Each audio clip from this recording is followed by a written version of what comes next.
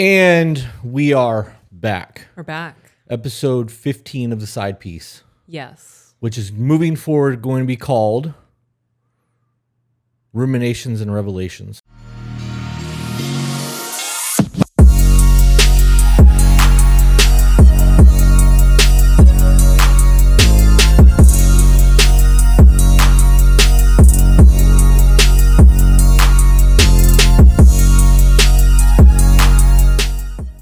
I don't know what we settled on. I like that. I think that I'm going to change the name of it effective on this episode. Yeah. Ruminations and Revelations. Yep. We have a whole lot of evolution happening. We do. We really do. You got to see what my brain looks like today in physical form when you walked out there a minute ago. Yeah. Yeah.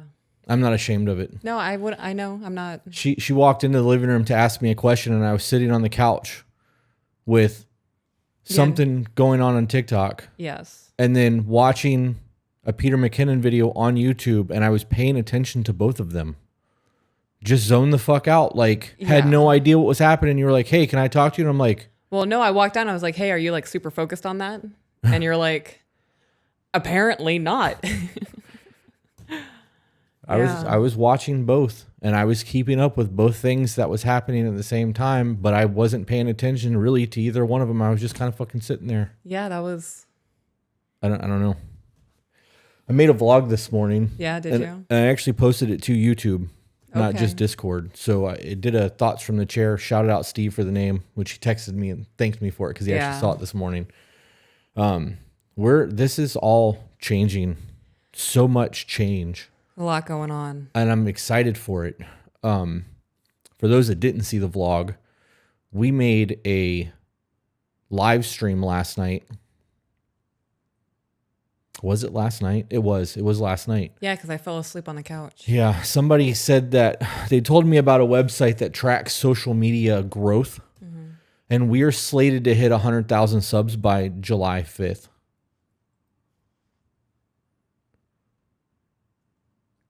That's insane. It seems like you have a hard time processing that. I can't wrap my head around the numbers. I know that we're almost 75,000. We're at 73 right now, and we have my watch is charging, so I don't. Yeah, we're jumping about 1,000 a day. Today's the 28th. Correct. So we have 3 days to hit 2,000 subs. I have no delusion that we're hitting 75,000 by the 1st of June. Mm-hmm. But to go up another 25,000 from June 1st to July 5th, it seems like that's insane to me. I believe it, though. I mean, consider the growth we've had over the last week. Right. And when you look at the channel, our growth has gone up. It's been consistent, too. Also on that website, it says that our projected 1 million subscriber mark is July 28th. I'm sorry, June 28th. I thought it said May. 5/28. What is that? May. Tired. Yeah. Brain is not cohesive at the moment. May 28th of 2024. Mm-hmm. We should have 1 million subscribers according to this projected website. I really can't wrap my head around that. No. In a year? I mean, what would it be, a year and 4 months, 5 months of actual, doing the thing? That's a lot. It is a lot. It's a lot. And I know that it's possible because I'm almost to 1 million on TikTok. Mm-hmm. So anyways, I sat down and made a vlog and talked about that a little bit. And I realized that we've brought on new screeners. So we have 3 email screeners now. They told me that they trashed over 40 emails last night. I believe that. Because of people leaving emails that were full of detailed SA, detailed DV, we can't help you with that. We can't talk about that. We will get demonetized on YouTube if we have those discussions. I mentally can't handle that. Right. Yeah. And when it comes to the child abuse thing, we don't want to have those discussions. That's not something we are comfortable even talking about, but people still want to send those fucking emails in and have those conversations where they tell us shit. They've also found a whole bunch of shit that read like stories because people want to fucking tell lies and just get their shit read and be like, hey, I was on a podcast. This is my story, blah, blah, blah. Right. And we know that we get those every once in a while. People like to embellish things, whatever. By the time this comes out, we'll have done our first interview. We are interviewing an actual therapist. Yep. Our podcast is always going to be an email foundation because that's what we do. But it's evolving into expedited emails where we're reading them in a live stream so that we can actually ask questions to people We are working on the final details of coaching, which is something we've gotten a lot of emails about. Although I don't think people are going to like that 150 price point, but it's going to weed out the people who don't really want. They just want to waste our time. Right. They just want to bullshit instead of resolve. Right. So I feel like I'm very happy with that price point because I feel like it's going to be people who are serious are going to spend that money, and those who aren't going to waste our time. When you look into couples counseling too, it's more expensive than that at times. Yeah. Well, we had somebody in Discord who says that their therapy with insurance is $150 a month. Yeah. So, or $150 a session. So I think that's fair. And like we can do couple coaching and things like that. And, you know, we're evolving in that aspect. And the idea of being able to interview people really does it for me. And like, I know that we talked last night about the potentiality. Is that a word? It sounds right. Yeah. We're going to run with it and fuck it and just Sounds good. make shit up. Okay. I mean, it sounds like it should be. The potentiality of actually getting a studio one day in Sarasota or Tampa. Although I didn't say Tampa last night, I said Sarasota because that's closer to us, where we can fly people in. Tampa would make more sense because the Tampa International Airport, right? So Tampa would make more sense, and I'm sure we could find like a better spot there. Even if we rented an apartment or a condo up there, it'd probably be cheaper than office space. Right. That's what Pearly Things does. Tim Ross, the basement, records in his house. But if we could fly people in and interview them on location, I would enjoy that so much more than trying to do Zoom or Discord conversations. And like that lady that we're interviewing on the 9th lives in Orlando. If we had the space, if that whiskey room was set up, we would have a discussion about her coming to the house because it would be a lot easier for us to record in there than it would be to do it the way that we're trying to, and the video quality would be good. We're supposed to interview Dakota. That got moved because I was having a really bad day the day that I was supposed to interview him, and he's super understanding. I love that dude. He's like, bro, just whenever you're ready, you know. He bought a new microphone, got a camera set up, got a light set up so that if we do a video call, he has a legit little area set up where he can do and look good. Oh, dope. And he started posting TikToks, and it's there. Hell yeah. It is there. He's Great Wolf Tactical on TikTok if you guys want to see who I'm talking about. His interview will be live way before this ever comes out. He said that he's willing to do a live call where it's voice only, and if we want to do video, he's bought the things to do the video. The problem with that is we have to do it through a Zoom call, and with our internet sucking the way our internet sucks, I don't know the quality. Right. So we both have these dynamic setups where we've got all this depth of field and great lighting, and his TikToks look super crisp, and if I put it through Zoom and it looks like a turd, I don't want to use it. Right.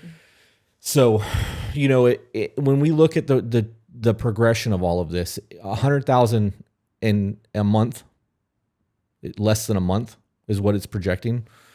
We will have validity at that point to really start reaching out to people to try to do interviews. Well, Just Pearly Things already messaged me and said that she would be down to do an interview with us. Are you fucking serious? Yeah. You didn't tell me that. I did tell you that. No, you didn't. Yes, I did. When she first started following me and she messaged me, I lost my mind every time, and I would tell you what she said. I would have remembered that. That's not one of those things that I would forget about. I'm going to be honest. This sounds like it's a you problem right now. It could be. Because I remember losing my mind, and I was like, babe, it was like 8:00 at night. And I was like, she just messaged me and said, once we have a setup, she wants to do an interview with us. I don't remember that, but I mean, let's do that. Okay. When we have it now, I mean, let's fly to Europe. Are you serious? Yeah, if you got your passport. When that happens, I'm down to fly to Europe. Okay. We can make a weekend out of it. We just won't fly first class, and we'll use all my airline points, go over there, hit the interview, do the thing. I'll bring my camera equipment so that we both have content and fly back. I mean, I don't know. I would love to do that. I would love to interview that woman just because of the amount of hate she gets. Oh yeah. We need to reach out to her and try to make that happen. Either way, even if it's just audio. I bet if she records on her end with a high-end camera and we record on ours with a high-end camera using the audio that runs through OBS into our mixer, if she uploads her content to a Dropbox or Google Drive and we upload our RAWs from Google to, you know what I mean? We can then download her files and edit all of it in Premiere so that it's crisp and we don't have that Zoom turd quality content. Yeah. I'm willing to put money I can make that work. So what if she says, well, I want some stuff for my page too? How would we get that to her? I would put it on my Google Drive and send her a link to it. Send it to her? Okay. It'd be 250 gigabytes, but she could download it. It would just take forever. Okay. That would work though, because she would have our raw files. So she could clip and crop and do her thing, and so can we, and she can give that to her team and they can do what they got to do, and I can give it to AJ. That makes sense. I'm willing to bet that works. We're gonna do Dakota's interview like that. I'm gonna remind me to text him when we're done so that I can tell him that's what I want to do. Or maybe when I'm editing this, I'll hear myself kick that back out. I can't believe I didn't think to do that in the beginning. That answers all of it because they're recording the same way we are. Right. And it will literally just sync. I can drop it in Premiere on the timeline, sync it, and just chop it the way we chop everything. Okay. Well, that answers a whole lot. Problem solving on the fly, ladies and gentlemen. Look at that.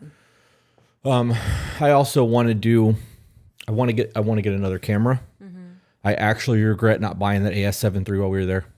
Really? Yep. A7S3 while we were there. The FX3 is what's hitting you right now. I won't know how off the color is from the 3 cameras until I put it in Premiere for the first time, but that's the first time we're using that camera. Yeah. And I don't have any of the rig shit on top of it. I literally could flip that screen around to see you if we need to, but like I took my monitor off. I don't have the shotgun mic on it because we're running through this. I ordered more lav mics, quality lav mics. I think the ones that we bought were like $100. I bought $400 DJI. DJI was like $390 or something like that for the wireless ones that just clip on, but they're full piece. And I ordered the little lav plugins so that we can hide it if we want to. Those will be here Wednesday, so that when we do John's thing for your plants, or if we go the antique thing, I don't want to bring this into an antique store. Right. But if I have a small dedicated vlogging camera that we can hit those stores with, and I'm comfortable carrying one of those, it would not be as massive. That lens alone makes me look like a full-time filmmaker. Yeah. And I don't want that kind of attention while we're walking around things.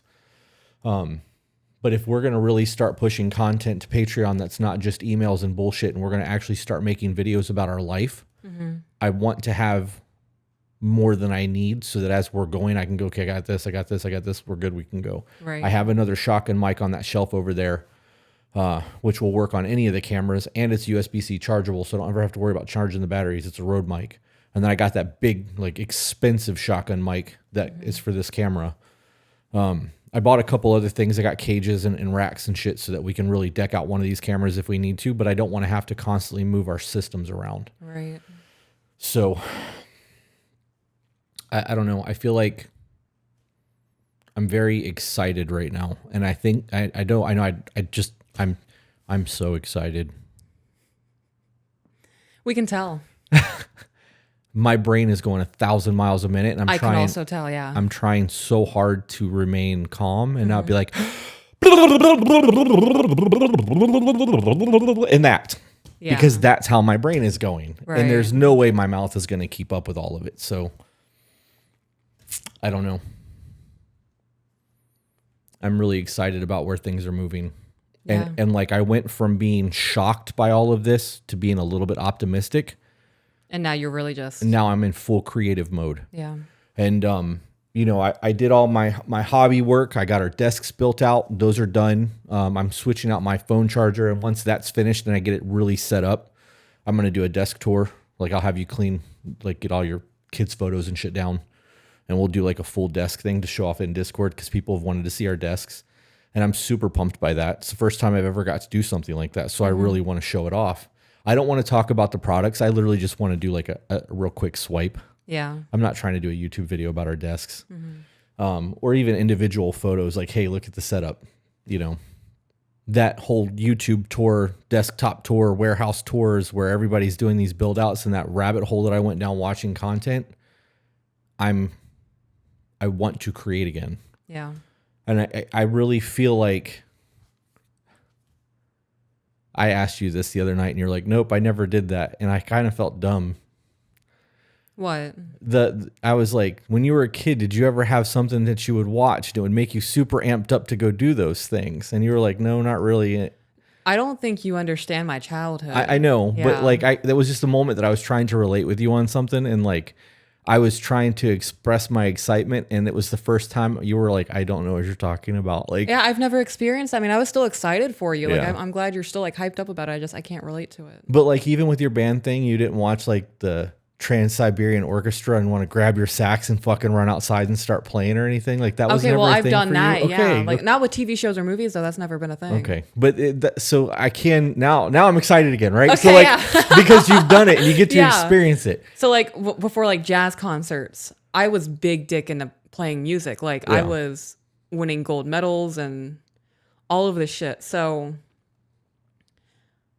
for jazz band, when we would get out and go play like high level jazz music, I would listen to like swing jazz and big dick guys up there on the Barry sax. I would get hyped up for that shit. Yeah. Right. And it would I pump you like, up. Yeah. Get and up there and you be grab like, your sax, you just feel like the biggest dick on stage got- and do your thing, right? I would actually get made fun of. Yeah. I would be out there on the stage playing my saxophone, like fucking like rocking with the music and shit. I'm getting it.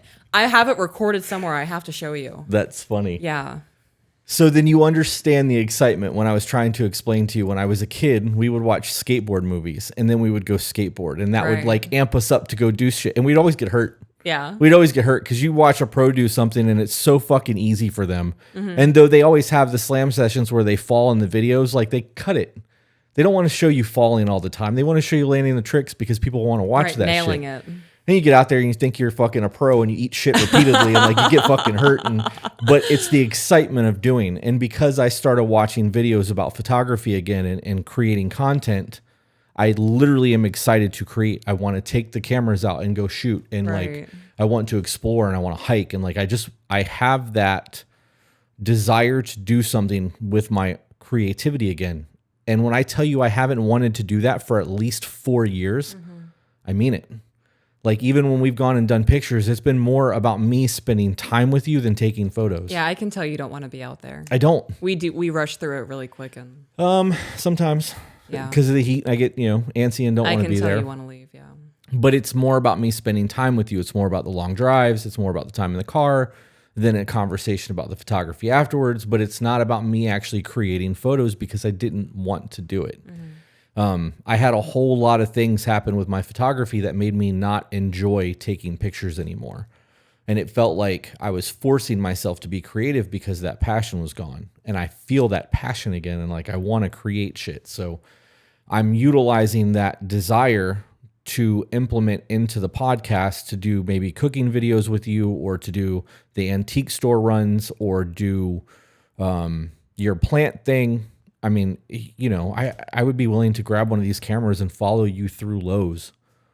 Like if we had a day where we got a bunch of super chats for plants like we did that last time and somebody gave you a budget to go buy shit, we could go do that and I would film the whole thing. The worst that's going to happen is they're going to be like, you can't do that here.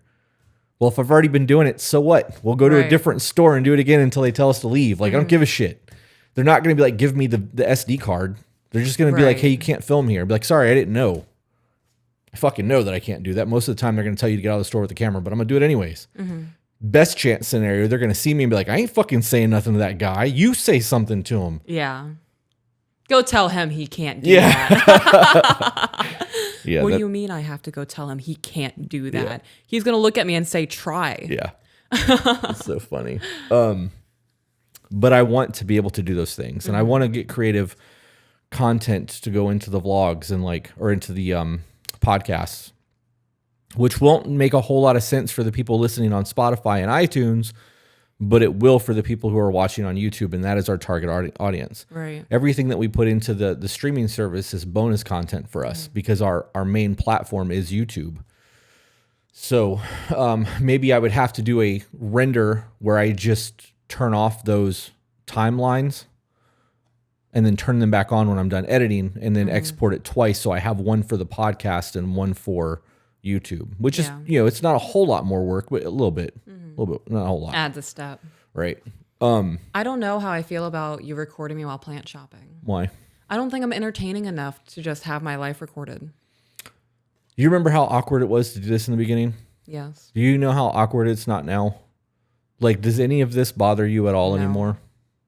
The first few times we do it, you're going to be like, this is weird. It's going to be weird for me too, because I'm going to be videoing you and turning cameras around and talking. Like, it's going to be awkward the first few times we do vlogs like that in public.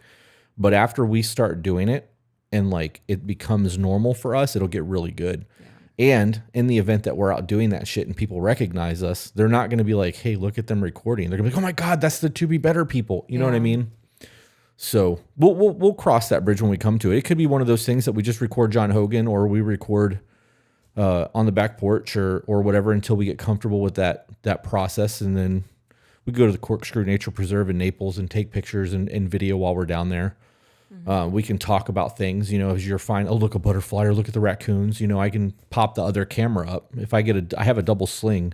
Oh, wow. So I can put one of my shooting cameras on and then the A7S III on the other strap and literally just turn it on, record, drop it back down, and then go back to my photo camera so that I can do both at the same time. Yeah. Do you think I should get my own vlogging camera? So I can record you? I think that if I got a quick release that I could detach the camera and be like, here, and just hand it off, that would make more sense. Okay. But I'm not opposed to buying more gear. The more gear we have, the easier it is to do shit. I'm not delusional. I know that the more I have to set up and move, the less I want to do this, which is why we're setting up that other room. And when that other room is set up, I want everything dedicated in that room that I don't have to ever move again. I'm going to take the Aperture 300D, hang it from the ceiling in there so that it's dedicated. This is all getting mounted to the ceiling. I'm going to get foam panels to go across the roof in here, the ceiling, so that it gets less echo. I ordered a rug similar to this one. Okay. For that other room. Is it bigger? It's an 8x10. I actually think it's the same size as this, but that room is narrower. Okay. So I don't know. There's just a lot. I do also think that I want to start, maybe not right now, but I do want to get to the point where we can start meeting people from Discord. And I don't know about like meet and greets. Like I don't want to do big events, but like if we did that antique store thing and we found people that lived local to the areas that are in Discord that knows those stores, one, we could have them scout them ahead of time and send us photos to see if it's even worth going to. And then we could meet them there and like we can have an interaction with somebody from Discord that's been, you know, a supporter of ours for a little while. And if it's one or two people, I don't think that you're going to feel as like angsty about it, anxious about it. But I also know that like I do want to get to the point where we are getting out of the house and more around people, because I think that's going to lead into other things way down the line. Yeah. And I think it's kind of a necessary thing. I do agree that we need to start going down that path. If we're going to start meeting people and it's just going to be one-on-one and like there's going to be ground rules. Of course. Okay. Yeah, I'm not going to ever put you in an unsafe situation. Okay. I mean, you should know that by now. No, I know. I'm not going to be like on our Facebook page, be like, hey guys, we're going to be at the mall at 2:00. Come see us. That, you know, it wouldn't be that way. It would be private setups. That's not what I'm talking about. I mean, in like, don't touch me. Yeah. Well, we'll make that clear too. Okay. I think that's going to be one of those things that are super awkward the first few times we do it too. I don't think it's going to be super awkward. I mean, I'm a people person. I'm not. I don't have an issue with creating conversation and putting myself in a position to be like extra goofy or like have people look at me and be like, what the fuck, to make other people feel comfortable. I have no issue doing that. Just we can do like a hug. Yeah. Don't touch me after that. Don't continue to push for physical contact. And I would prefer a handshake over a hug. Yeah. I don't want you hugging me. Or, well, I want you hugging me. Right. I don't want strangers. I don't want other people touching me. A handshake is all they're getting. I don't. Unless we're taking pictures, I'll suffer for a 5-second photo. Yeah. But a total embrace hug makes me uncomfortable. Do you have anything that you would want to talk about? Because I have not shut the fuck up since we started recording. I'm excited about setting up the side yard for my garden. You gonna do the one right here? Yeah. I think it's smart because of the shade that cast into that side of the house. I'm excited to talk to John and figure out what I need to do to get going, because I do want to grow pretty much everything that we eat. It would eliminate a lot of little trips, save us a lot of money. Yeah. And I know exactly what's going on in that shit. Where it's coming from. You could do raised garden beds out there like we have over there, but so that it's not in the direct sunlight. Yeah. We really need to look into buying those 2 lots behind the house. Mm-hmm. I don't want to. I don't want to spend that kind of money. You know, that's another thing. I have been so gung-ho about saving money and like paying off our debt that I haven't been spending. And I cracked the seal with that camera and haven't stopped since. I'm like, oh, well, I need this, I need this, I need this, and I need this. And here's a microphone that I absolutely need. Here's 2 more lav mics that I absolutely need. So you've just been spending money the last 24 hours? Small amounts, but yeah, it adds up over time. Okay. Like I've probably spent, well, you know what I spent on that. Right, and all of that stuff is the stuff that has come in already. The lav mics I bought I told you were like $300. I haven't spent like big money on anything. Like if I was to buy another camera, if I was going over $1,000, we would have a discussion about it. But like I bought that iPhone charger, it was $100. And I bought those lav mics for like $350. I almost bought another one of these, but I was like, I can wait. We don't need that yet. The room is not going to be done for another month. There's no point in ordering that. I bought those rubber grommets to replace the gaff tape that I put around that shotgun mic like a dumbass because I didn't know those things existed, which were like $12. So yes, I have been spending money, but it's been small amounts over the course of the last 48 hours. I bought another cage to fit this thing so that I can actually get the handle on it and do what I want to do with it. But I don't feel like bad about it. You know what I mean? Like I before it was I don't want to. You were scared to spend. I don't want to spend $5 on this. Like this is a waste of $5, and I don't have that now because I don't know. You're recognizing that spending that money on the camera didn't ruin us. It didn't do anything. I don't even notice that it happened. And we're about to get the Patreon deposits. And, I know what's going on with TikTok and YouTube because I'm tracking it now. I don't know. I don't know. It is what it is. Things are good. Yeah. I do want to do a couple other things. I actually do think that I want to go back up and buy that Sony A7S III. Although I want to try putting a smaller lens on this camera first to see how I feel about it. Because if I put like a 50 millimeter 1.2 on there and then it does everything I want it to do without zooming and I can just use a prime, I'm just going to buy another one of these because it was $300 more than other camera body. Buy another one of what? Another one of those camera bodies? Yeah. Or another one of those? Okay. Just the body. Because the A7S III was $3,600. The FX3 was like $3,900. We have lenses. So if those lenses do the exact same thing other than this big ass cinema lens, it would make sense to just buy another dedicated video camera and put a smaller lens on it and go. I saw a video today. There's a movie coming out called The Creator. It comes out in September of this year, and it's like an American sci-fi film. The entire movie was filmed on that camera. Oh, wow. The entire movie. And is that about the guy who gets into videography? No, this is like an actual sci-fi. Like it was the guy that directs the movie directed Rogue One. Like it's a big cinema production. But they have movie production cameras that are $200,000 or $300,000 setups. They recorded it on a $4,000 camera body. The entire movie was filmed on them. Wow. Blew my mind when I saw that today on YouTube. So now I'm waiting for that movie to come out in September because if that's the case, people who are entry-level video people have access to shit that is being used to produce film. Right. Yeah. I think it's going to change the way things. I think that photography and cinematography and the creative atmosphere is about to really shift. And for people who have the skill, they're going to benefit. Otherwise, AI is going to create mostly everything that you see on the internet, and it's going to lose that human touch. And I think it's going to destroy photography and cinematography for everyone. And the people that truly love it, that have a passion for it, are going to keep creating. And then when that shift back to like human hands happens, those people are going to make a lot of fucking money. Truly believe that. I don't know though, because AI is creating all kinds of crazy shit now. So right. All of that led me to think today that I wanted to sit down. So we're going to talk about traditional values today for the first time on a podcast in a very long time. And we are going to give a layout of what traditional roles and gender roles look like to us and like what it looks like in our relationship. But I wanted to ask, when we sat down, when was the last time that you guys created or did something that truly made you happy? And I know for you, it's your plants right now. Yeah. And I know that because you were listening to whatever it was that you were listening to loud as shit yesterday. Yes. And I came around the corner with my phone and you were singing and misting and spraying and you were just having the time of your life. And I don't think that a lot of people live like that. You know what I mean? Like, I believe that more often than not, people are in that rut of just existing and doing what they're doing. I felt like that for a very long time. Even when we've gone out to try to create, like the last time I felt really truly excited to be doing something video wise or photo wise was the cows, because I've never gotten to take pictures of cows like that. So like I actually took pictures that I probably shot like 300 or 400 photos that day.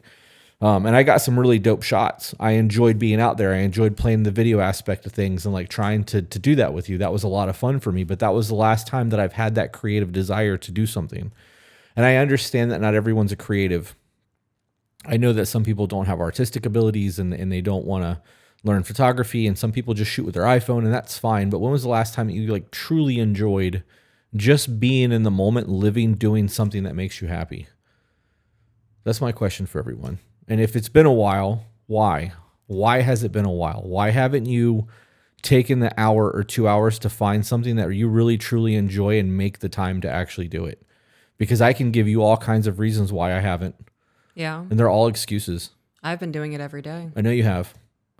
I like to tell myself my workload is too much. Most of the time it is. But if I took all of the downtime that I have throughout the day where I sit down on the couch and maybe take a nap, or I take a break from editing, or I make a bank run, or I run to the shop, or I go see Jordan and pick up shirts, and I have all of these moments throughout the day that are technically downtime, we managed to go buy a camera, and I spent like 4 hours out of the house. Mm-hmm. I could have made an excuse and be like, well, we still have to edit, and I have to do all this shit. Like I managed to make it work. I just had to stay up late. Mm-hmm. But I made all these excuses as to why I don't want to go do these things because we don't have time. Well, I know we have the time now. Now it's just trying to navigate schedules to be able to do that and not have to feel rushed. Because I don't. If we're going somewhere for an hour in the car there and an hour in the car back, and I want to spend 2 hours doing something, I don't want to be watching my clock the entire time. I want to just go and explore and have the time, and when I'm ready to leave. 9 times out of 10, I'm not staying the full time that I planned on going anyways because I get bored. But like, I have found myself going, well, we just don't have the time. I have shit I have to do still. I have to worry about getting podcasts uploaded. I have emails I have to send, and I have phone calls I have to make, and I have to worry about the shop. And like, I just haven't been like, all right, let's go do something. It's always been because you've been like, hey, let's go take pictures. I'm like, okay. And I'll make time for you because I want you to be happy. So like I would go along and we would do our thing, but it wasn't I want to do things. You know what I mean? Like, yeah, I could tell. So I don't know. I hope that that's shifting in me, because I at one point lived, ate, and breathed photography. Like I really truly wanted to be the next Peter Lick.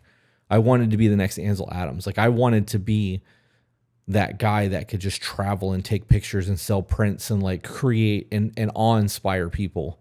And then like once I realized how edited most people's pictures are and how much things are manipulated, it kind of killed it a little bit. And then things just happened over and over and over again that killed that love for me. And the final stake, I put the camera down and I just was done with it. Mm-hmm. So I and all of the videos that I've been watching the last few days, everyone is always saying, just create because it makes you happy. Don't worry about the likes. Don't worry about what other people are doing it, because do it simply because you enjoy doing it. And I did. For a long fucking time, I just did it because I wanted to. And then it got about the likes and the Instagram algorithms and how do I cultivate my fucking feed and how do I get more people to see my shit and how do I land jobs and make me money so that I can justify buying this $4,000 camera body and like, oh, something new came out. I got to get that now too, and new backpacks. And like, it became about the gear and the chasing of all of it. And like, it wasn't about creating images that I enjoyed looking at anymore. So I'm glad you're getting your passion back for it. Me too. I really want to start traveling again. I like that we're ahead the way that we are. I talked to AJ a little bit last night. I'm surprised if people are even listening to this at this point. I'm gonna be shocked because this is not what we do. We are literally just having a conversation about our life right now.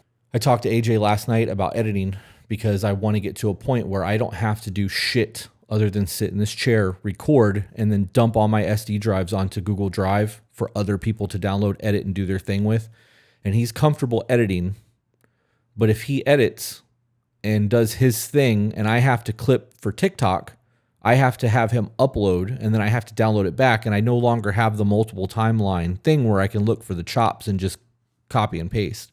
I have to actually watch the clip, cut at the sequence camera change, cut at the camera change, cut at the camera change to like resize and center. And then I have to to put the titles on it and make sure the titles are right. And it's just a process again. It almost makes more sense for me to edit the video to completion and then make the clips for TikTok myself.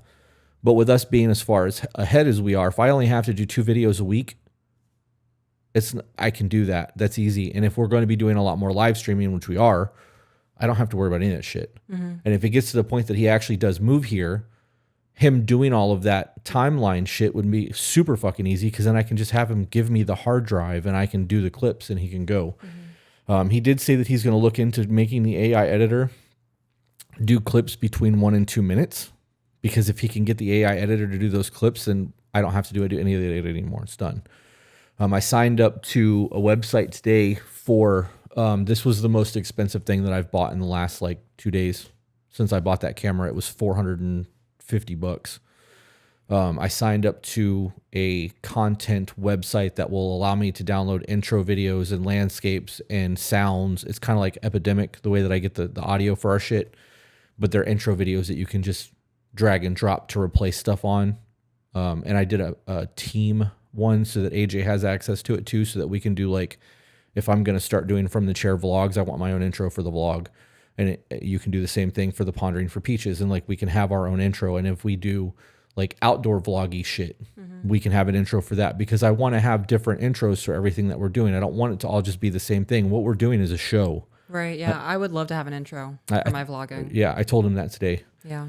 So I picked mine. I did like a glitchy VHS style thing because I'm old and I think that's cool.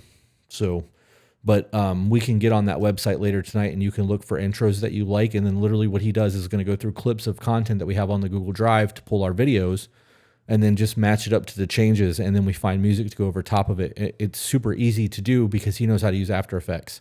I can't do that shit. I'm not trying to learn another program. So that was the most expensive thing that I've bought recently that's not, that I didn't tell you about. Okay. So again, I haven't spent over $500 on anything that you don't know about. I'm excited for you to get back into photography. I'm there. This might sound like really shitty and selfish of me. I have noticed when we've gone out that you don't want to be there. It's not that I don't want to be there. It's that I don't want to shoot. Right. Like when we went to Bot Gardens and I was sitting on the thing and the squirrel climbed on me. Yeah. Like I was content. Right. I was really happy just sitting on that bench looking out over the woods and shit that was there and into the city that you could see in the distance, because that's the highest point of Florida. Right. And that fat ass squirrel jumped on my leg and was like hanging out with me. I was having a blast. Like I was totally content with that. But walking around with my camera in hand and not having an excitement to use my camera, it was like your favorite food tasting not good to you anymore. Yeah, I get that. That's the only way I can explain it. Like I didn't want to hold my camera. Like it even being on my strap and being on my person made me feel it was heavy. Yeah. I didn't want to pick it up. I didn't want to turn it on. I didn't care. And like you're just like, and I love that for you. But for me, I'm like, you weren't having fun. Yeah, this sucks. Yeah. You were making comments of like, all right, let's go. Yeah. When I was like taking multiple pictures of one thing, you were like, I think you've taken enough pictures of that. And I'm like, damn, okay. It's hot out there. Yeah. I get like that anyways when it's hot outside because I don't want to be outside. But I don't deny that I can't say that I don't think I was shitty about any of it, but maybe I was. I don't know. I don't know. I can't remember what the final nail was for the, like in the coffin for me for photography. It just an amalgamation of things. I think it was a lot of things that compiled and it all just came crashing down at once. You know, I was getting real shit. I was landing photography jobs that were between $2,000 and $10,000. And I was having people reach out for weddings and I didn't want to shoot weddings anymore. So like I started turning them down. I was doing boudoir photography and I was turning those down. Like it got to the point where I didn't want to do it because it felt like a job. And it was because I was trying to make a job out of it, but I self-sabotaged the shit out of that because I didn't want to do what I didn't want to do. And it got to the point where like there was no love in holding a camera anymore. And like I was selling prints. I was actually selling a lot of prints. People were buying them out of the tattoo shop off the wall. I've had people taking pictures of my pictures with their cell phone in the studio. Like, I don't know, man. I don't know. I have moments where we were doing shit with the photography. Like when I saw that photo of yours, the steering wheel one, I was like, dude, that's fucking gangster. Like you nailed that. I love that shit. That's exciting to me. And being able to print it and see it hanging up is super nice because that's like my level of photography. That looks like a photo I would have taken. Yeah.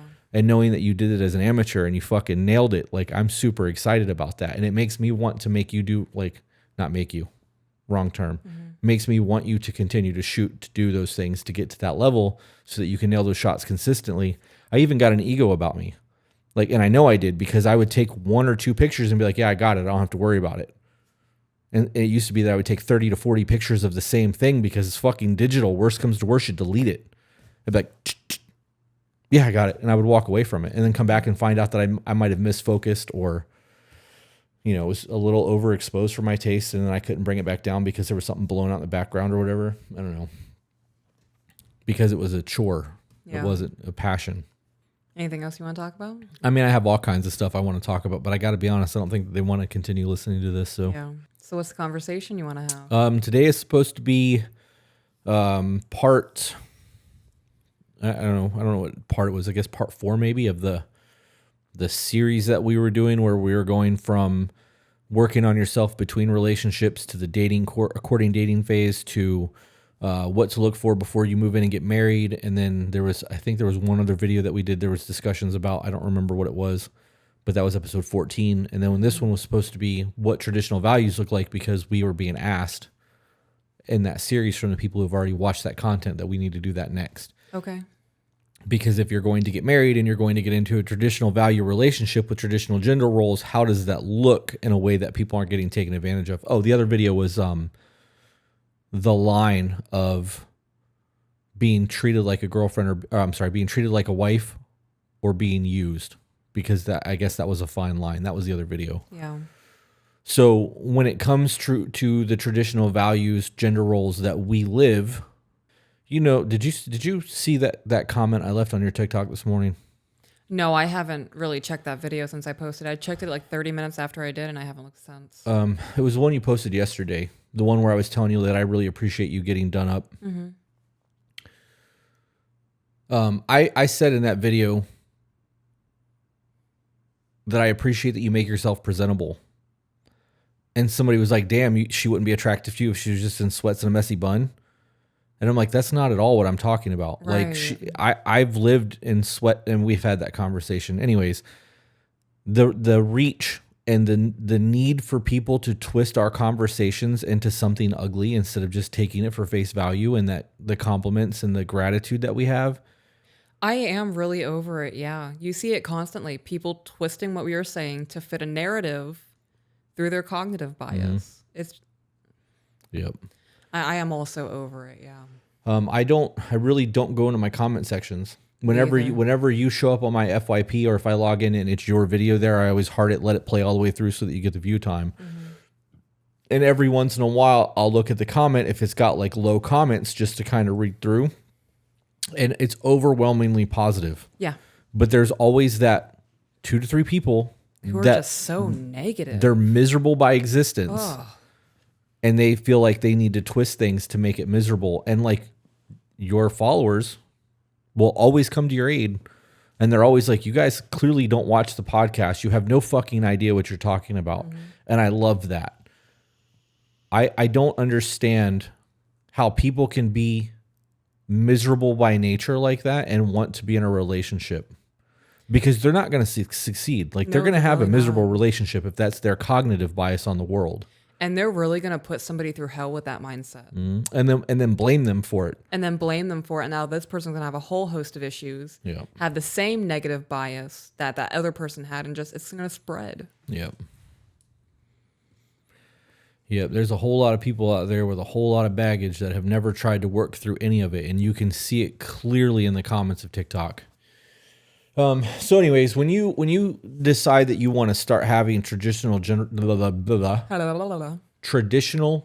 roles or traditional value relationships with somebody, I know that we've talked about this a lot, but we're going to talk about it anyways. Mm-hmm. What are the things that you look for right away in a man that would indicate to you that that's what he wants, or that he has those traits? Yes. My brain is still going. Yeah, I can tell. I'm struggling today. Okay. Is it because you're so excited? Like, you feel like you're bouncing off the walls internally. Yeah. Yep. Have you know that when you get like a really good top, and you give it that spin and it spins and it's perfect and it gets that little bit off axis and it gets that wobble. That's what my brain is doing in my head right now with my thought process. Okay. So I'm trying to like try not to just follow one thought and to slow my brain down. Yeah. Yep. So the traits that I would look for in a man to see if he carries the same traditional values. First, how he speaks to other people. I would observe somebody before I even approach them. I did it to you. I observed you a lot. I know you did. Yeah. We've had those talks. I would say, so what I did was, okay, so I'm just going to talk about you. I watched how you interact with people. I would see the way that you conducted yourself, how you carried yourself. You never really thought that I was just a big dickhead, huh? No. Really? Oh, I thought you were such a complex man. Even though I was intentionally an asshole to you in the beginning, you never really just I was like, there's a reason for that. You really, okay. I was like, no one's just a dick to be a dick. I am. There's methods to my madness. Oh, yeah, no, there's reasons. Yeah. There's reasons. You were such That's so funny. a mysterious, complex thing just floating in and out of my life. And I paid attention. So the first thing I look at is how you carried yourself. You didn't slouch. You didn't have a bad walk. You carried yourself like you have self-worth. Like you recognize you have value in you and you're not going to take shit from anybody. So I watched that. Next was how you spoke to people. You were a very goofy, funny person, and you would insult in a funny way. Like you have your inside jokes with your people. You're never, even when you're angry, intentionally nasty to somebody. From what I've seen. Now, if it's and the situations that I've seen where you could have flown off the handle, you didn't. Right. Even when it was a justified. Like it could be justified. Someone crossed a line massively. You still held composure. That's something I would look for in a traditional man. If you can, because if you can't control your anger towards somebody, you can't control your anger towards me. Okay. When somebody can't handle their emotions, especially anger, that's a massive red flag to me. Do you think that it's different for people when they're in a relationship long term to allow themselves to let go a little bit and release a little bit of the anger towards their person and it be justified to them? Does that make sense? Like they feel it's justified? Like the person exuding that anger or the person accepting the anger? I don't know how to explain this other than by saying it's no different than women or men trying to control their partner after they've been together for 5 years because they know their limits and their boundaries and how far they can push. And they know that if they push to a certain extent, an apology might fix it. Like, I feel like I truly believe that people get to a point of ownership, right, with their person where they allow themselves to have that little bit of leeway to be a fuckface to them. And it's not just men. Women do it too. Like, I think that there's, I really think that comes to ownership because people believe they own their kids and they own their wife or husband. So to answer that, yes. Okay. I do think people come to a point where they feel they can push those boundaries a little bit because it's been 10 years. Right. It's been 5 years. They're not leaving. Right. They haven't left yet. Right. Okay. Yeah. So. You guys, that's something I feel like you need to be aware of. And in conflict, you really need to be aware of it because the way that you treat your partner after 5 years or 10 years and the things that you say in conflict are not things that you would have said early on. Right. And that really does come down to ownership and believing that you own someone versus loving someone. And I think that in conflict, when you're frustrated and angry, you forget those things. Right. You get in the rut and you're just used to having that unfiltered, unbiased conversation with your partner. So instead of just, okay, I'm sorry that this is, then it's a super aggressive shit talking. Like I don't know. Like the no longer to seek resolution goes away. Right. Yeah. It's not even about seeking resolution anymore. It's just about being angry and like, cause you're in conflict. Right. I don't know. I've seen a lot of people fucking call each other. Like we see it all the time. We see people that we know call each other names and like badmouth their partner in social settings and like. Do you know how many times I've been in a social setting where a couple gets into an argument and one of them is left behind? They're like, guys, I'm so sorry that just happened. Every time. There's always one. Oh my God. Yeah. Every time. And they've accepted that that's just the way their partner gets to treat them. Right. Yeah. I'm glad you brought that up. That latter part that says a lot because you know that in a enclosed environment where no one can see what's happening, it's so much worse. Oh, it's so much worse. Yeah. Wild. I didn't even think about that part. Yeah, so I definitely pay attention to how you control your emotions in public. Do you think that for people who have long-term friendships that you would be able to see that behavior pattern in their friends? Because I don't believe that people treat their friends the way they treat their partners.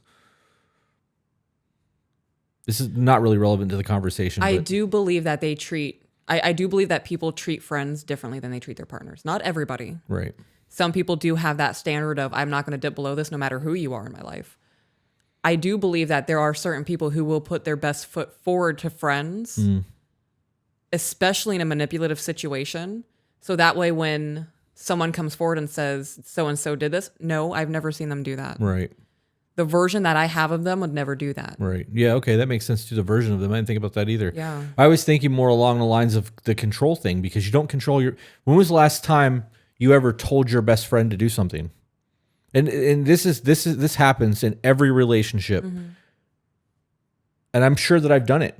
I don't think I have, but I'm sure there's been at least one time where I've told you on your way home, I need you to stop and do this. Instead of asking you, hey, since you're driving by there, can you stop? Those verbiages matter. No, there are times you've done that, but you always corrected yourself. Because I don't want to feel like I own you. Right. Yeah.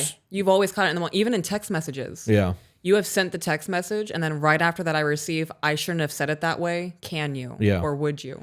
Okay. Because you know that you would never tell your best friend, hey, stop and do this. Yeah. Because you don't own your best friends. Like, there's no ownership there. They are your bestie, but they are their own individual person, and you don't have the same relationship that you have with someone you live with.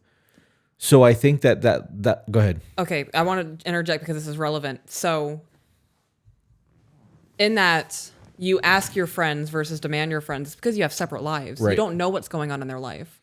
So you can't just hit them with, I need you to stop by the store on the way home, because that might not work with their schedule. Right. When you're with somebody, you expect them to stop what they're doing to help you because they're yours. Right. They're your person. So there's no longer that consideration of, oh, well, they might have to, they just left work, they did overtime, they had an argument with their boss. Well, I don't care. We need this at home. You're my husband. You need to go do it. Right. And that happens with parents and their kids too. Overly controlling parents will make their kids stop what they're doing and go to the store on their way home. Or right. I know that you're out with your friends right now at 17 years old, but you have the car and I need tomato paste. I need you to go right now to the store, and the kid has to stop what they're fucking doing, drive to Publix, grab what they need, drive the shit home, and then go back out with their friends if they can even have the time to do that at that point. Right. Instead of Which is bullshit, because you as the parent, right, shit, while you were at the grocery store, right, should have been responsible enough to get all the shit that you needed to cook the dinner you wanted to make. I know all of this kind of is relevant to me because we had schedule conflict, and that I can't keep up. I mentally, when I tell you guys that I'm mentally overloaded right now, I am like one static shock away from being fucking brain dead. Like, I've got a lot on my plate right now, and like, I can't keep up with your schedule, and you have to tell me shit 3 or 4 times. Right. And I tell you the same shit 3 or 4 times because I can't remember if I've even told you yet. Right. And there's been times where I'm like, I told you, and you're like, no, the fuck you didn't. I'm like, I know I told you. And you're like, no, you didn't. And I'm like, fuck. Because in my head, I know I've told you. There's no reason for me to bring it up again, but there's the times that I have told you, and I can't remember if I've told you, so I do say it. Right. So we have scheduling conflicts a lot. Yeah. And it's frustrating as shit because I can't remember. Like, I really need a planner, I think. And I know that there's ways to make this not a thing, but by the time I think about it, it's like 1:30 in the morning and I'm laying in bed, and the last thing I want to do is open my phone to start searching for fucking planners to take care of this. Yeah. I make it a point to tell you scheduling things 3 to 4 times. I know. And I still don't remember.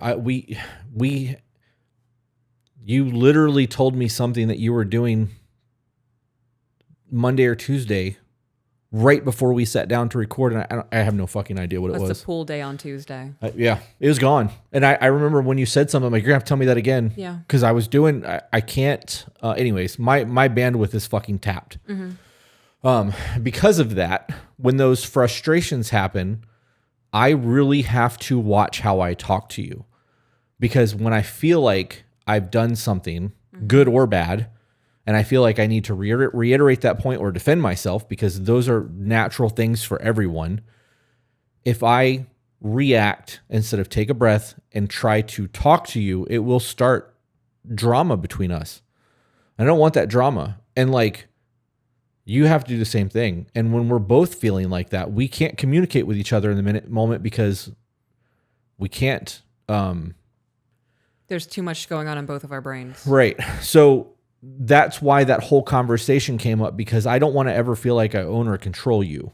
And even though we have the traditional value relationship that we have, there is a level of respect that I feel is crucial to maintaining what we have and it not being an ownership situation. I agree. Which is why I will send those text messages. Hey, sorry, I didn't mean to word it that way. I should have said. And like, I do this to everyone. Yeah. I did it to Zeke and Jen in our group chat the other day. I asked him to do something and I immediately was like, bro, I'm not barking orders. Like I don't want to sound that way. I'm asking you if you could do that. That would be great, but I'm not, and he's like, dude, I didn't take it that way. You're fine. Yeah. But I'm cautious of that because how you deliver your speech to somebody fucking matters. Right. Before you keep going. So I know what you mean. Going back and saying, hey, that wasn't a demand. What I meant was, can you? Right. In my mind, I think I need Babe to do this. Yeah. So I blurt, I need you to do this. Right. Instead of going, I need to ask him if he can do this. That's how I've been changing my brain.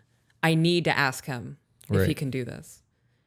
Because when you think I need him to do this and you say I need you to do this, that's when that sense of ownership comes in. Right. And it makes it a demand. It's not a request. When you meant to say, hey babe, I need you to do this, or hey, can you do this? There's that translation that needs to happen from your own brain to the person. Right. So when you change your thinking to I need to ask him if he can do this, the ownership is in I need to ask. Right. It is on me to ask him. Yeah. If he can do it.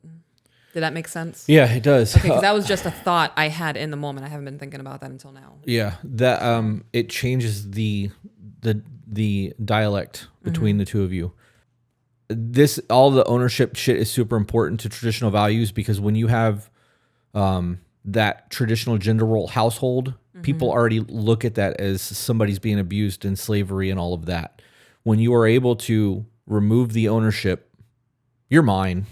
Right. I was just thinking to the world, there's an ownership here because you are mine and I am yours. Yeah. And people get real triggered over that. But the bubble, our marriage is what we are talking about, is that we own each other through our marriage. Right. Inside of our relationship, we have that respect of you are your own person. Yes. And I cannot dictate what you can and cannot do. Right. I'm going to bring religion to it for a minute. So God does not have ownership over us. People are always saying, why would God allow men to do this? He doesn't allow it. We have our own free will. Right. All God can do is stand back and say, I can't believe this is what they are choosing to do with their free will.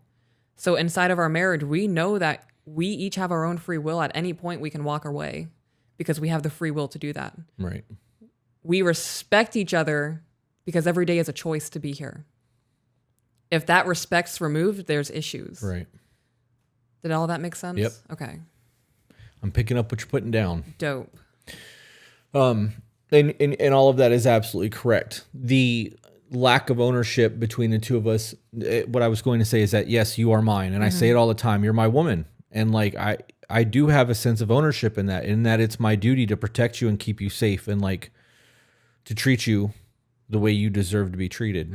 But if I treated you as if you were mine, like my car, or mine like a dog, we're not going to have the same relationship. And eventually it's going to be an abusive situation. Correct. So when I think it's important that when we have these conversations that people realize it's a choice. And you can really like, if you were an outside looking in and knew that we had a dom sub thing going on, because we do, but also knew that we had traditional gender roles in the house and that I was the provider and you were the stay at home, and they didn't know about the bank accounts. They didn't know about the retirement funds. They didn't know about the prenuptials. And they didn't know about anything else. They just saw those two things and then heard that you take my boots off at night.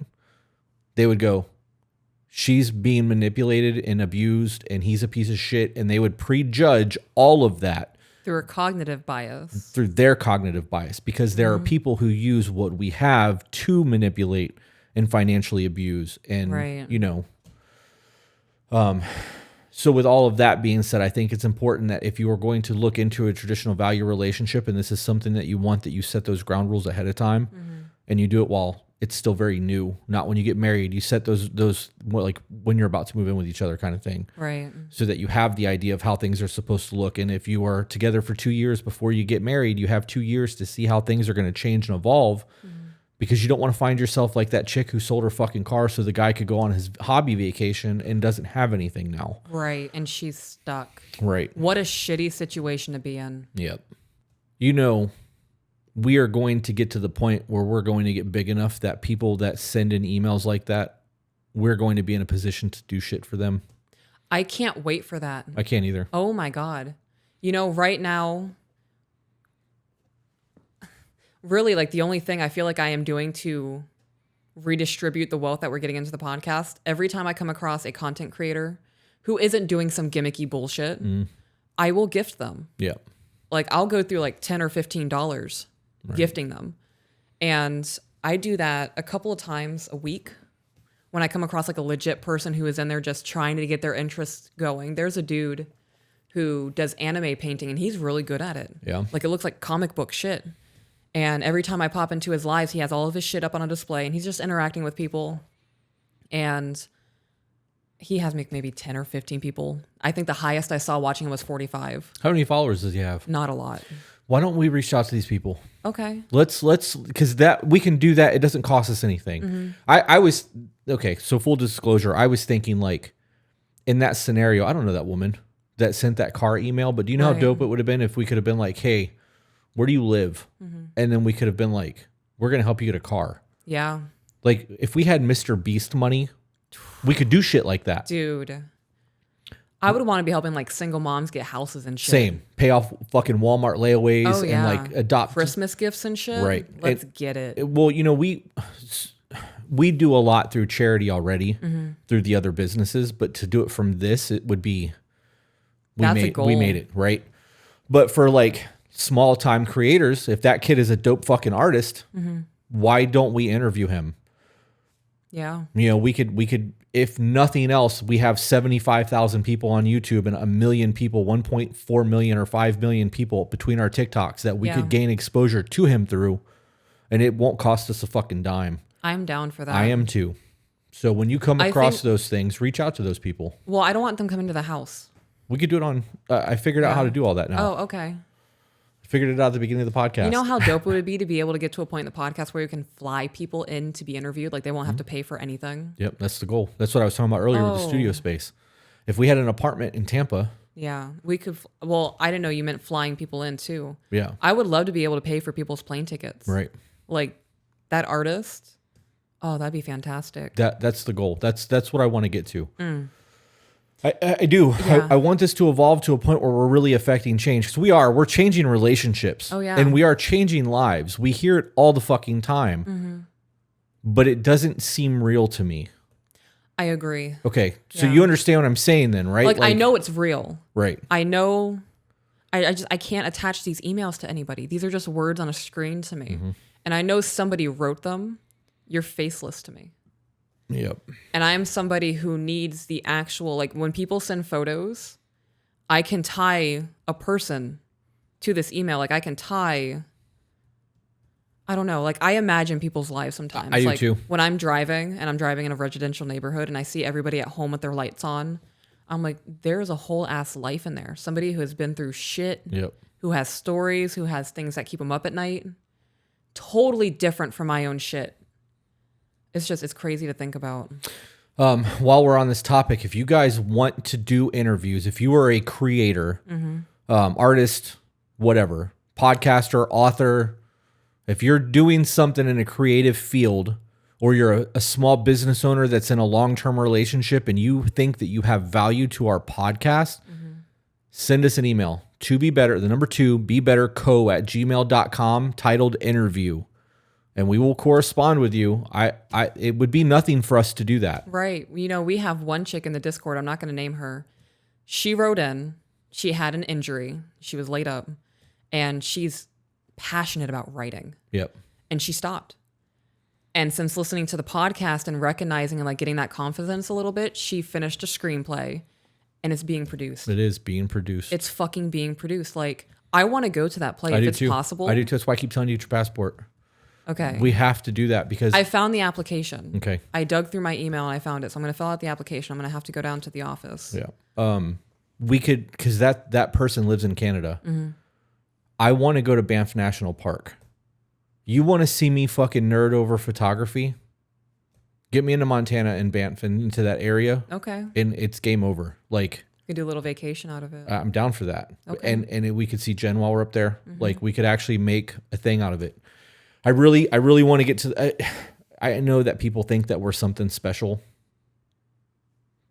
I know because I see it. Oh my God, they fucking talk to us. That blows my mind. I woke up and, I did things with no.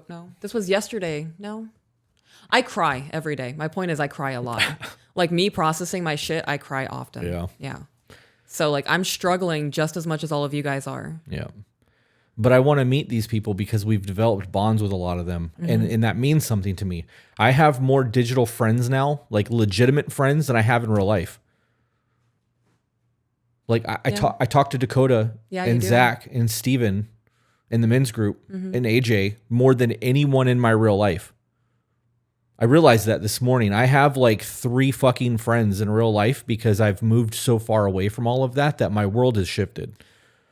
Yeah. We're in a weird shift right now. And I don't know if that correlates to, God, this sounds so fucking arrogant to say, but if that equates to success or to influencer status or like being in the spotlight or however you want to word that, but like we get recognized literally every time we leave the house now. Yeah. And like, I don't know. Yeah, my circle has definitely changed. So is mine. I have more digital relationships than I do physical ones. Yeah, I talk to Jen more than I talk to the people in my real life. Yep. It's wild. I don't remember what we were talking about. We were talking about the traits that I would be looking for in a traditional man. Right. Or the prospects of a traditional man. And the last thing I said was handling emotions in public. Right. So what else then? What does that look like? So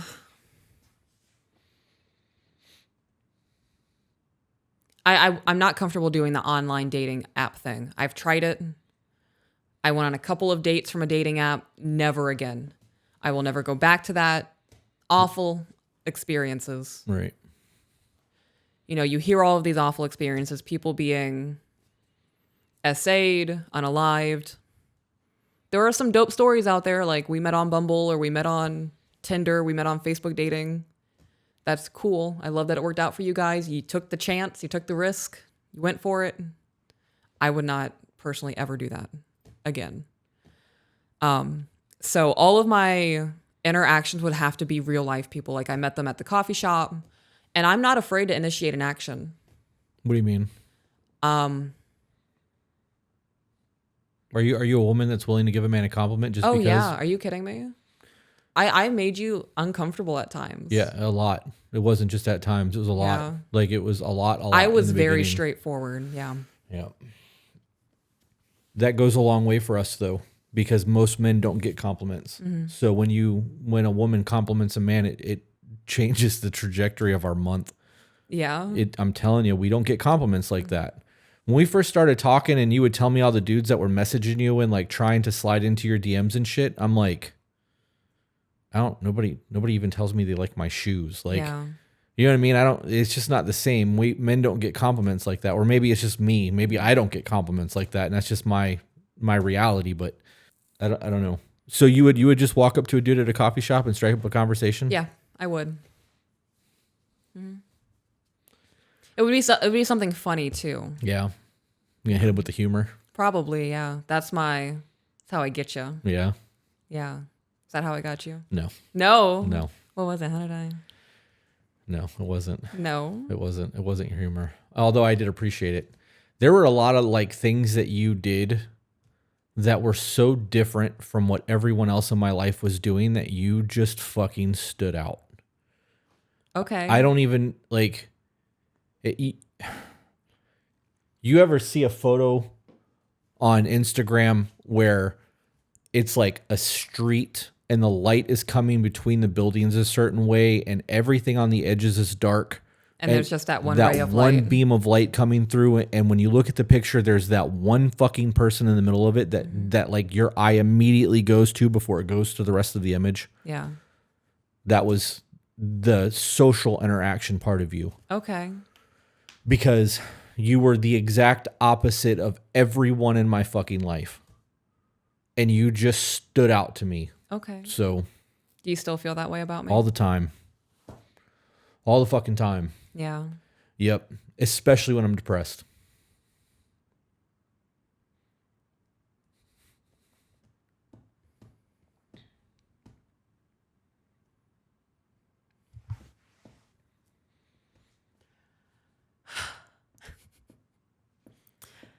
I love you.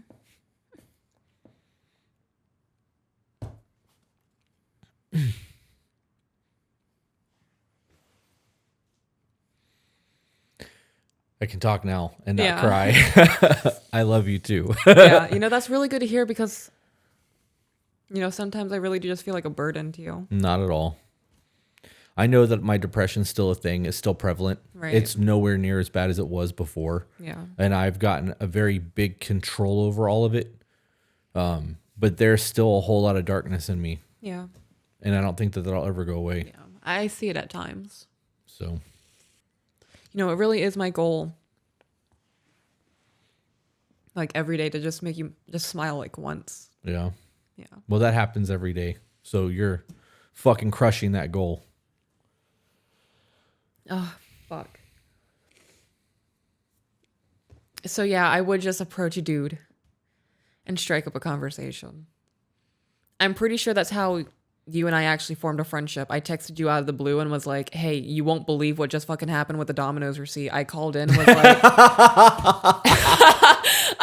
I was like, hey, your app isn't working. I need to place an order. And they're like, okay, what's the name for it? And I was like, Chris. And they were like, can you spell that? And I was like, Khrys. And I got the receipt and it said Khyf. Yep, Criff. Yeah, they put Criff. And I was... And I texted you that, and yeah. So that was my. That shit was so funny. Yeah. You responded in all caps, laughed my ass off, and I was like, okay, that's how I know he really laughed at that. Yeah, that was good. All I could picture is the other person on the other end of the phone when you were on the phone going, who the fuck would name their kid Criff? Like, is that how it sounds when I say it? It doesn't to me. It doesn't to me, but I know that you have a lisp, and when you're on the phone, I don't know. Yeah. But like, if you don't phonetically spell things to people and give them like the, I do have to hit them like, F is for Frank. Right. Yeah. If you don't do that, I can see how that would be an issue in terms of speech. I'm really recognizing I do get a lot of people on the phone going, okay, S as in Sam. Yeah. Wow. Does that happen to you when you're on the phone? Well, yeah. I get M's and N's. They want to clarify. Oh, no, it's constant S's and F's. And that's funny. A parent meme. Oh, my. Wow. That dude on the other end of the phone, I'm sure when he hung up was like, yo, look at this fucking name. I had a whole scenario in my head that day, which is why I was laughing so hard at it. So would you say that's when our friendship really kind of started? No. No? No, I would say our friendship started over art. Yeah. Yep. Because there was a that's where it started. Well, we weren't friends, right? But that's where that started. That's where the interaction started. Right. I think me sending that goofy text message was like the blossoming of like, okay, we can have contact now. Yeah, there was quite a few like standout moments for me. There's a lot of standout moments for me. That's a topic for a different episode. So going back to that one, I don't remember what we were talking about. I cried. Yeah, same. Yes, I would approach, say something goofy or compliment and be like, bro, shoes, nice. I'm not afraid of rejection. Yeah. I'm not. I know a lot of women are like, oh, what if he says no? What if he says he's not into me? Even if the bro insults me, I'd be like, okay, cool. You could have just ignored me. You didn't have to insult me. I get it though. Enjoy your coffee, dick. Yeah, no, I'm not afraid of rejection. So if I approach a dude And I need to know how we got on the approaching someone conversation, because we're supposed to be talking about traditional values right, in a because relationship. I said I don't do dating apps. Okay, but why did you say that? I don't. Too many bad experiences. Me using dating apps, there were too many negative experiences for me to go, okay, this is where I'm going to meet the one. Okay. No. Too many stories of people being essayed from that, being Right, kidnapped. but I don't understand how we got on that part of the conversation from... Because I would want to meet people in real life, so I observe people. Okay. Oh, okay. I got it now. Right. So if I'm in a coffee shop and I'm approaching somebody... You can see the way they treat other people. Right. So I've been observing them. Okay. You know, if I go to Starbucks and I've seen the same person 2 or 3 times, I'm going to start observing them and be like, okay, they've piqued my interest. Yeah. I wouldn't approach them right away. It would be probably 2 or 3 weeks of me watching their interactions. Do you think that... because I know that like this is something that you didn't think you would ever have. No. But now that you had it, if I died in a week and a year from now or 2 years from now, you decided you wanted to start dating again, do you think that you would find yourself in a relationship with a man that was not capable of having traditional values? No. Do you think that you would just stay single if that was the case? Yes. Why? Honestly, why? And don't say because we were together. Like no, because okay. I want to have the traditional values. Like I want to be a stay-at-home wife. I want to be a stay-at-home mom. This is how I feel the most fulfilled. Okay. Like I am living up to the true purpose of my life. Why? Because I'm able to be more active in my kid's life. Okay. I can make sure that my household is maintained and taken care of. We're not living in a pigsty. I'm able to control what we eat. You know, we're not constantly getting McDonald's and Wendy's. There's not high stress levels in me. So me being at peace with my life is it helps me be the peace in your life. Okay. You know, I want the happiest home possible. And part of having the happiest home possible is making sure that I can be level within myself. I can't be the best version of a mom for my kids. I can't be the best version of a wife. I just overall, for the best quality of life for my whole family is for me to be in the home. And you don't feel like that's a sacrifice? How would that be a sacrifice? Because most people would say that's a sacrifice. You're sacrificing your career. You're sacrificing your social settings. You're going out and partying and drinking, because you're giving up a whole lot to do the life that you're doing, but you're wanting it. So it's not a sacrifice if you want it. So they're like... Right. So if I were a partier and a drinker and I wanted that life, that's the life I would have. Okay. I'm not sacrificing anything. I'm making choices. You know the amount of emails that we get from women who are like, I never thought I wanted a traditional value relationship, but after hearing your podcast, that's all I want. Mm-hmm. And like, because of the current state of affairs with dating, okay. Real shit. I believe that every man on the planet, if financially capable, would rather their woman be a stay-at-home and financially support them if they were financially capable of doing so. Right. And I know that I say that, and that's my belief, and there's always going to be people that are like, there's no fucking way she can work, she's capable of doing it, she can make her own money, blah, blah, blah, blah, blah. So I'm going to interject real quick. Every man that I have spoken to, once they have the money, has really like brought up like, hey, I think you should quit your job, babe. Right. Like, I got us. You can do whatever you want to do. You're stressed at work. I hate seeing you like this. We have the means now. I want you to quit your job. So for me, knowing that I'm capable of providing the way that I provide, that provision makes me feel like more of a man than being a protector. Yeah, I believe that. It makes me feel like more of a man than having a backbreaking job. Like knowing that I make enough, that I have been able to give you the house to make a home. I'm able to bring the food in for you to make dinner. Like, makes me feel like I have accomplished what God put me here to do. Like I am providing for my family the way that I'm best at doing that. That's how I feel being a stay-at-home wife. Okay. So for me, like there's not a fucking iota of resentment in me that like I still have to worry about things and you don't. I've said it on the podcast. I want that stress so that you don't have to have it. That is part of what makes me feel like a man. And I don't care what anybody's got to say negative about that. That is me. And you can make it sound however negative you want to make it sound. It makes me feel really fucking good. And my life is almost stress-free. Right. To make sure that you have everything that you fucking want. Right. And in return, you make me happy. Yeah. Our kids have a dope life. You know, we're able to help other people. We are helping other people. We are multiplying our lives right now. The things that happened last night in Discord.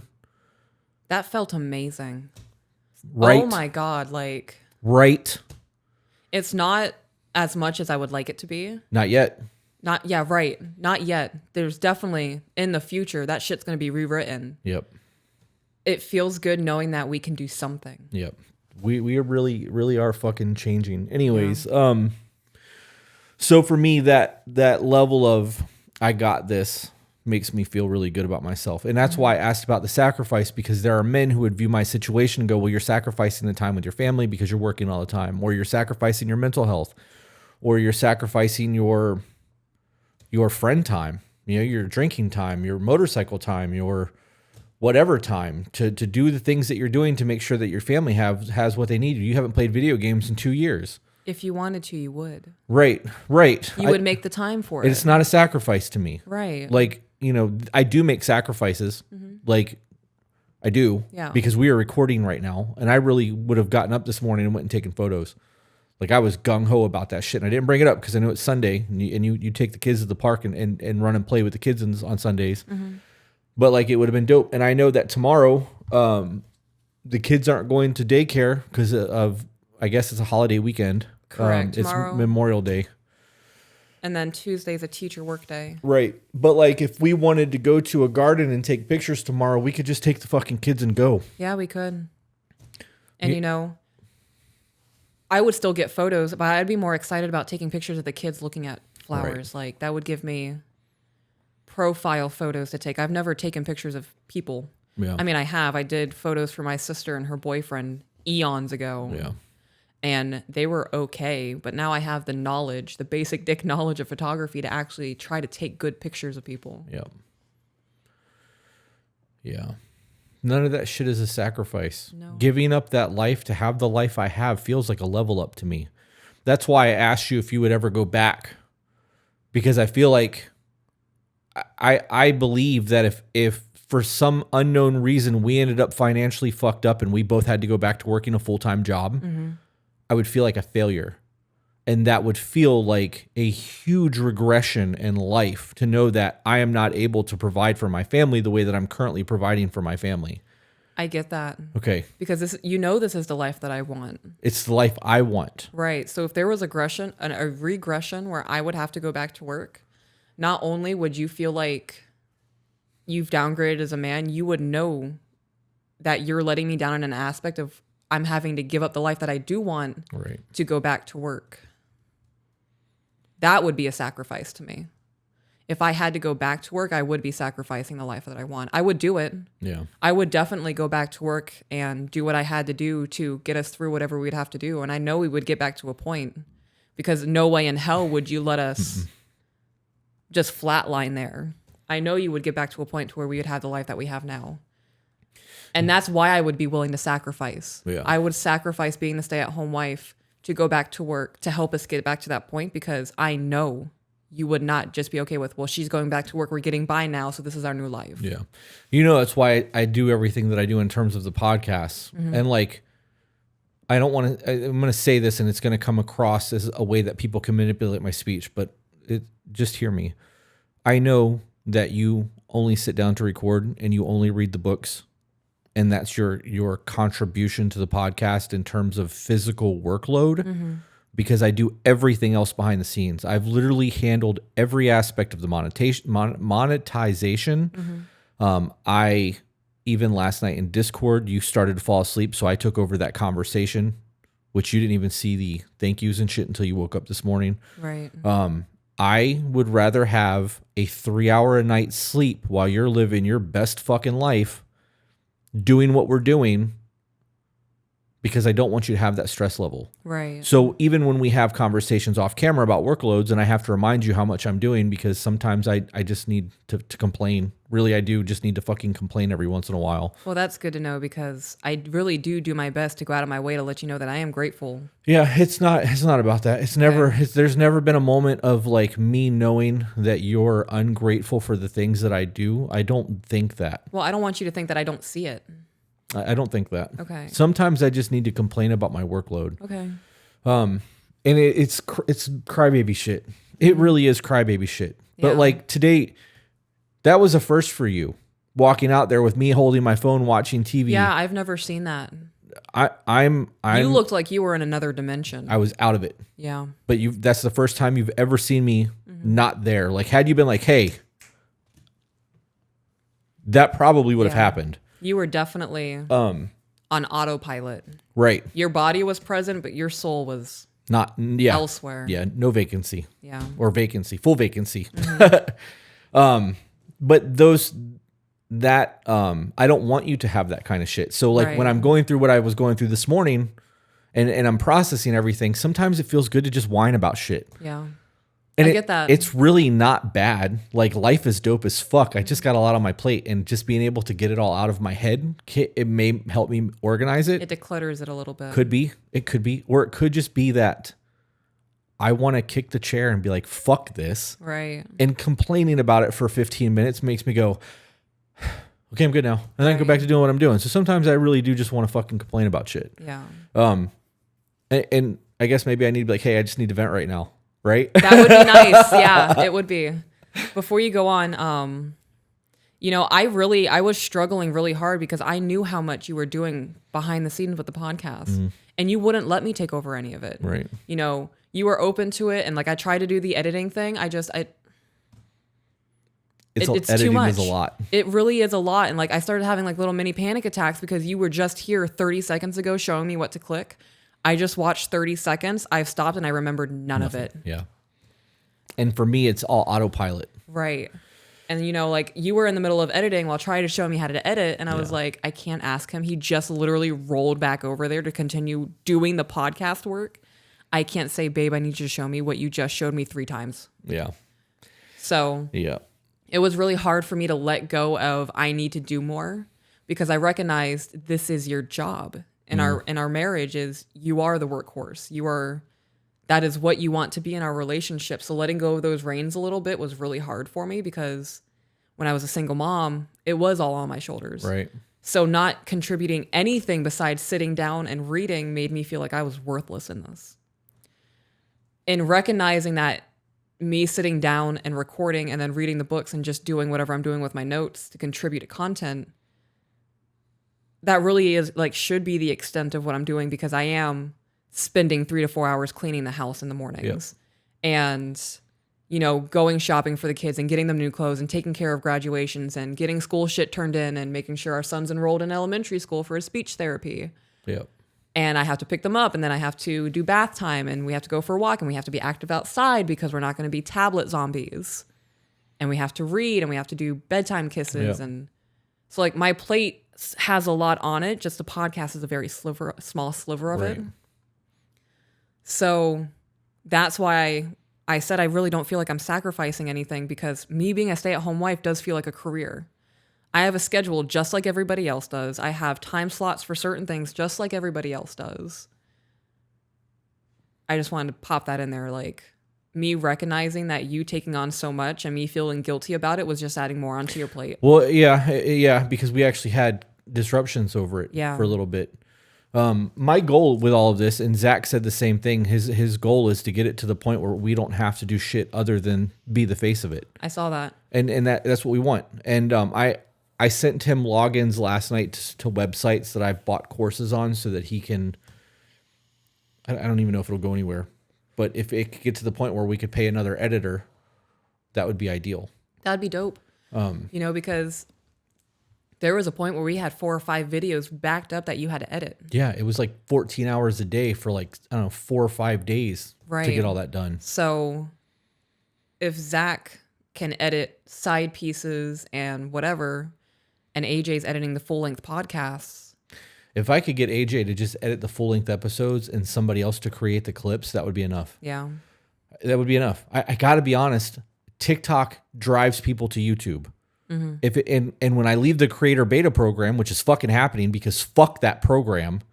When I get paid on the 15th from TikTok, I'm leaving that program. The money that we make from TikTok's not worth them throttling our content. You want to hear something crazy?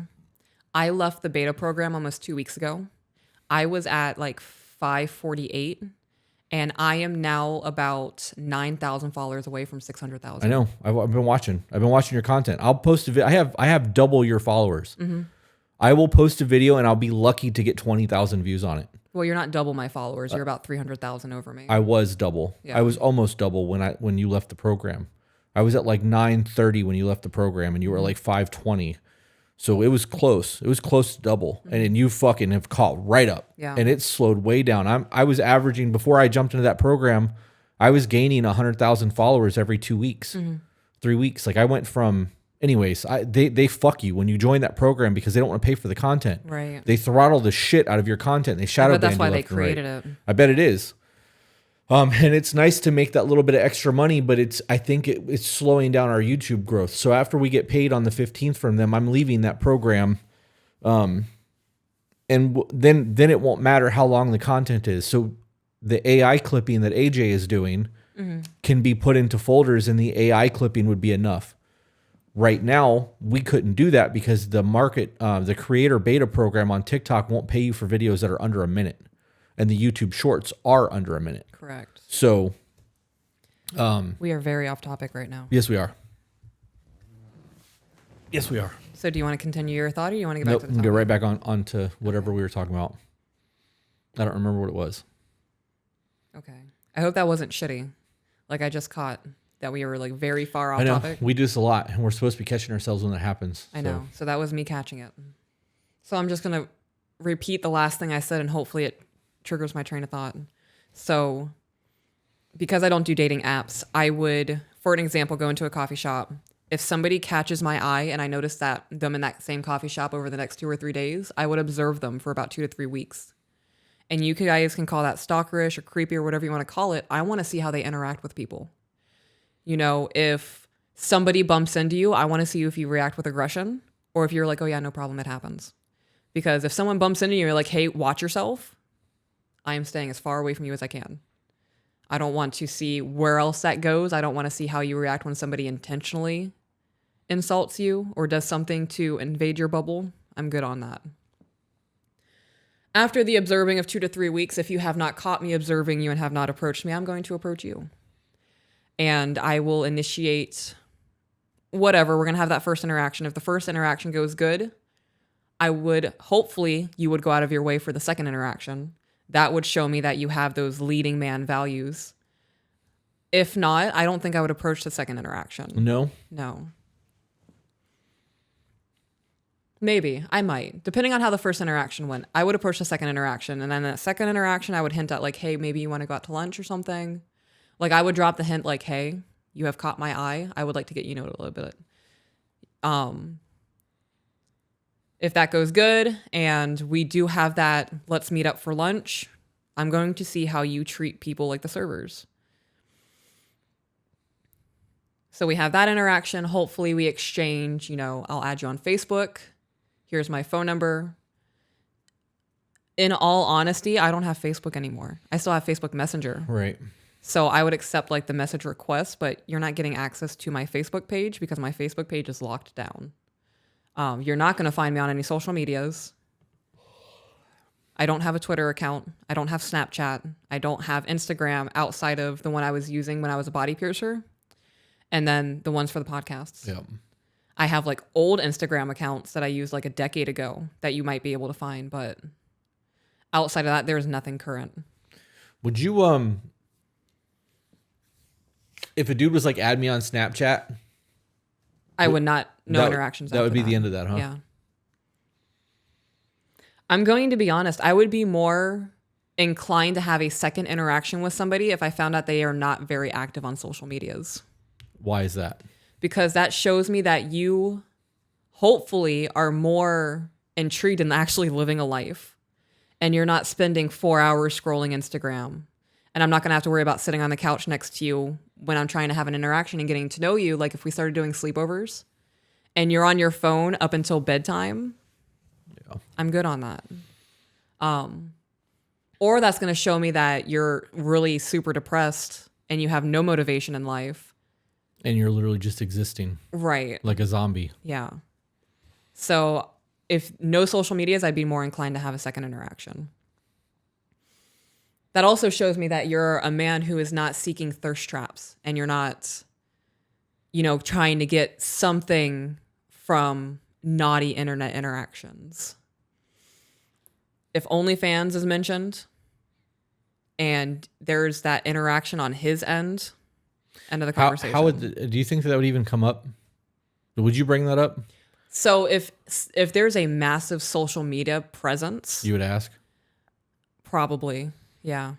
So like if I find out the dude has 30,000 Instagram followers and he's really big on TikTok and he has a Snapchat and all that shit, or, not even really big on anything. He just has all the social media platforms and he interacts constantly on them and he has a Snapchat. I would ask about, how do you feel about OnlyFans? And that would be one of those conversations where if he's like dancing around it and doesn't really want to talk about it, I'd be like, look, I'm trying to be straightforward with you right now. I need you to be honest with me because I'm not looking to just have a wham bam, thank you, ma'am. I want something long term. So if you have an OnlyFans, I'm not going to judge you for it. That is just something that I would like to know because I don't want to be with somebody who is okay with doing that. And to be clear, this is all set up for traditional value relationships. Correct. Because I really do see this as necessary conversation to find out the type of person that you're going to be submitting your life to. Correct. Because you are. Mm-hmm. By definition, that's the way this is. Right. And though people really have a hard time with the word submission because they really do have a fucking hard time with that word, there is a level of submission that comes to that. And it's on both ends though. Right. If I had a massive Instagram presence and I'm constantly showing off my body, you wouldn't submit yourself to me. You wouldn't be the provider you are to me if I was doing that. No, I wouldn't. Not even a little bit. Yeah. Nope. There are going to be people who say, well, if they have a massive Instagram presence and they're making their own bags, why would they need a man? And that's the difference in what we have, because it's not a matter of needing each other. It's a matter of wanting each other and wanting the life that we live. Right. You can have that mindset. If you want to have the mindset of, I can make money off of Instagram or whatever I'm doing by showing off my body and I'm making my own bag, dope. If that's how you want to do it, fantastic. Like you're doing the boss babe thing and you're making your money and you don't need anybody in your life and you are. Do you think it's possible for people who live that life to still have a traditional value relationship? Because I do. Yes, but there are a lot of stipulation and boundaries that would have to be in place for it to still be the traditional values. If they're making money on Instagram by showing off their body, the DMs would have to be turned off. There is no entertaining men to get more followers and keep that following base. I can't see a traditional man being okay with that. Yeah. I don't know. I mean, I think that it would come down to a security thing and knowing what they have. And I only say that because of Jelly Roll and Bunny. Yeah. She made her first $1 million on OnlyFans. Right. She was an escort when they met. Like, is she still doing all of that? She just retired from OnlyFans last year. Okay. So, and they've been married for a hot minute. Yeah. Like they're living that life together. But that motherfucker ain't worried about what she's doing. Mm-hmm. He's not. Would you say they're traditional though? I think that man would do horrible things to somebody that tried to hurt that woman. But does that classify it as traditional? Well, I mean. Okay, well now we have to break down what you view traditional as. Okay, well, I mean, so gender roles. Okay. I would assume that she cleans the house and does that for him while he's doing the music thing and doing his career. They may have somebody that comes and cleans their houses. I don't know. They got 2 houses. I have no idea how that works. I'm not privy to their life like that. But the love that those two have and the respect and the admiration that they have for each other, I can't imagine that their life is not structured in a way that makes both of them happy. So, but I wouldn't say that's traditional though. I'm confused. Right. We don't know. I would assume that she takes care of a lot of the house shit. I would assume that. I have no idea. We've never actually had a conversation with them. I would love to have a conversation with them and like interview them to find these things out. Mm-hmm. But he's Southern. I mean, Right. I don't know. I guess maybe in my head, because I look up to both of them, I would like to believe they live the same life, and that could be a cognitive bias on my part. And that very well could be the case. Oh, I have never assumed any type of lifestyle for them. I just see what they present, and I just love the love they have for each other. She takes care of that man, and he takes care of her. Oh my God. And that is traditional. In my eyes, that is a traditional marriage. If she's taking care of him and he's taking care of her, no matter how that looks, it may not be traditional gender roles, but she makes that house a home. And he fucking does everything he can to give her everything she wants. You see it. And she's making her own bag. Okay. So that just skewed the whole conversation that I'm having with you. How? Because I am telling you what I view traditional roles and traditional values are. And now you're saying that, well, if he takes care of her and she takes care of him, that's what traditional is. Or that could be viewed as traditional. It could be. So what are we defining traditional as? Well, we were talking about traditional gender roles and how leading, protecting, providing, pink job, blue jobs, that kind of thing. That's what I was talking about. So Okay. I don't know if you were talking about something different. If we were talking about something different this entire time, I was completely unaware of it, because you were telling me things that you would look for in a traditional man to have the Right. life that you have. I don't see how we're not on the same page. Because we're talking about, because you brought up bunny and jelly roll. Right. And you're saying that we have no idea how their relationship is structured. But because he takes care of her and she takes care of him, you view that as traditional. Well, no. I'm saying that level of that in itself is a form of traditional values. Okay. Okay. For example. Right. No, like, so she's his piece. Yeah. Right. Like, she goes out of his way to make sure that he is taken care of and she doesn't bring bullshit to his doorstep. Right. And he makes sure in turn he does the same for her. Right. And So I can see how you view that as traditional. Okay. Okay. I wanted to get on the same page because I was confused there for a second. I gotta be honest. Like, I think there's a lot more that goes into a traditional value relationship than just gender roles. Right. I agree. Because if that's the case, you can have gender roles and be roommates. Yeah. There's a level of love and honor and respect that goes into all of that, and being able to truly protect and provide and like to serve one another. Do you know where you're going with this conversation? Yeah, I'm done with it. Okay. So. Because I wanted to jump back because you said that she did OnlyFans up until last year. I can guarantee they had stipulations on that. Though. I'm sure they did. Like, he had like, okay, we can do this. I'm okay with this. This is something I'm not okay with. Yeah. So I think the boundaries that are set up and are respected, they can still have that traditional values relationship, because she's still saying like, okay, I'm okay with doing this. You can set the rules and I'm going to submit to what your rule set is. Yeah. Like, she's not saying I'm doing this. You need to be cool with whatever the fuck I do. You know what? With everything that you just said, can you say it again and remove submit and add the word respect instead? So if she said, I want to do OnlyFans, you can add whatever stipulations you want to it, and I will respect that for you. I can view that as traditional. Do you hear how different that sounds to the average ear? It's the same thing. It is the same fucking thing. But when you use the term respect instead of the word submit, it has a different overture to it. Right. It is the same thing. Yeah. Because I am submitting to the want of you by not doing these things And because I respect you, or because I want to maintain peace in the household, or whatever the reason is. So in that situation, in a traditional marriage, she came to him with, I want to do this. Yep.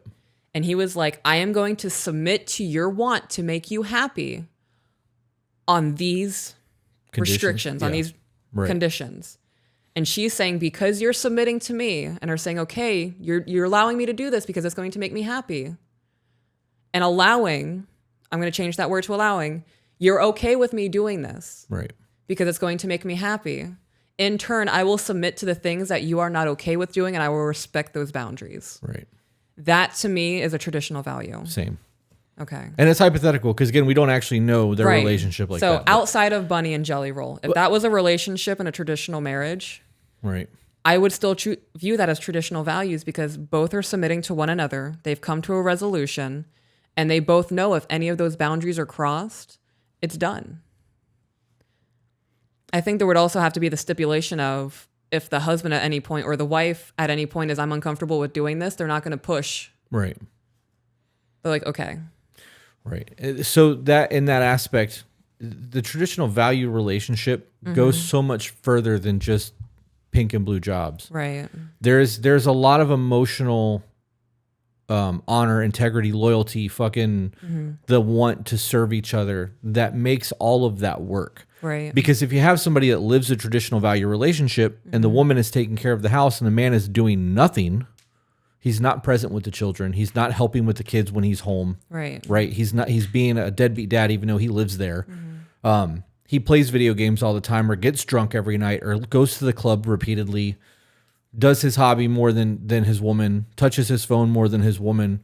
That's not a traditional value relationship. There's no sacrifice there for the two of them to work as a cohesive unit. I don't see that as traditional. Right. I see that as a woman who's taking care of a house and the man is being a lazy piece of shit and not holding up his end of things. I agree with that. So when I talk about traditional values, that is not part of that. No. And we have to clear that up quite a bit. So going all the way back to what you were saying about the way you view men who are the way that they are interacting with other people, you are able to ascertain their temperament. Correct. You're able to ask them questions about OnlyFans to find out if they are loose or if they are or if they have wandering eyes. Right? Where they're if they're overly needing an attention. You know, when you start courting someone, you're going to learn if they have unresolved trauma or baggage, because you're going to actually court and then date and then move in, not just go, hey, nice ass, and move in. Right. I have no idea how long we've been recording, but we are all over the place. Yes. So I'm going to outline the conversation a little bit. Okay. So it started with, how would I differentiate what I would look for in a traditional value man from other men, right? Yep. So I don't do dating apps. I would not use a dating app to find somebody who has traditional values. An example I gave was coffee shop. Right. I would go in there, somebody catches my eye. If I noticed them multiple times, I would start observing them and see their interactions. And at some point, if they haven't already approached me because they've seen me observing them, I would approach them. Right. And depending on that first interaction, if he doesn't approach me the second time, that would be a good indicator. Like, you've approached me after I've been observing you. You're taking the lead on that. You're falling into that masculine role a little bit of, I'm going to take charge. She's been watching me. I'm going to go ahead and make the first interaction. If that hasn't happened and I've already approached you and that went good, the first interaction I would approach if you already haven't. I am all over the fucking place right now. Holy shit. Yeah, you're also repeating yourself real hard. I know. Oh my God. Yeah, I feel like we just read a Terry Goodkind book and there was an entire chapter about something that happened 2 chapters ago. I gotta take a deep breath.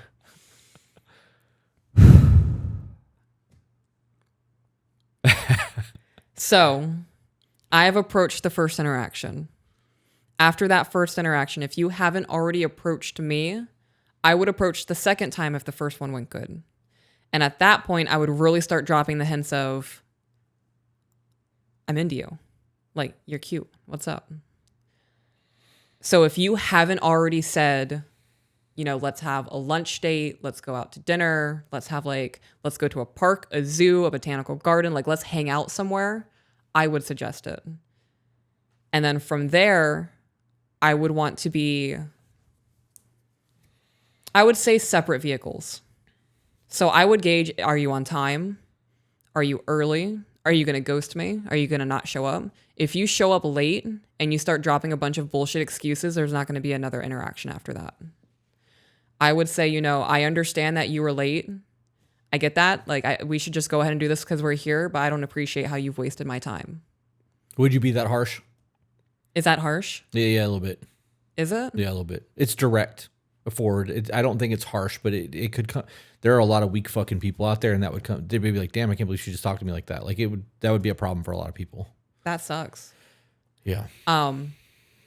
If you had a sincere apology. So why is that any of that even remotely relevant to the conversation at hand? So tie that into. So I will tie it in. So you say you show up late. You give me a very good apology. Like, hey, if you call me on the way and you're like, there's traffic, I'm going to be late. Dope. No issue. If you're late and you haven't responded to any of my messages and you start giving me bullshit excuses as to why you're late, that's going to be a massive problem for me. There's no accountability. There was no consideration for my time. There was no empathy of, you know, you could be totally disrupting my day later on. You know, if you have me waiting for 30 minutes and I had to leave at a certain time because I had another engagement that's been set up forever. And now I'm late and disrupting their whole day. You're doing a whole chain of reactions and there's no empathy that you're disrupting other people's days. That's a big deal to me. I have a big issue with people being late to events. Okay, but how does that tie into to traditional relationships? Because that's the conversation we're having, not dating. If you're late to that first date and you've made excuses tying that back into traditional relationships, you're showing me that's something that you're okay with doing. So when I'm married to you, I really can't expect anything besides excuses and being late constantly. Okay. And then I'm standing there going, sorry, guys, I know he's late. This is just something he does.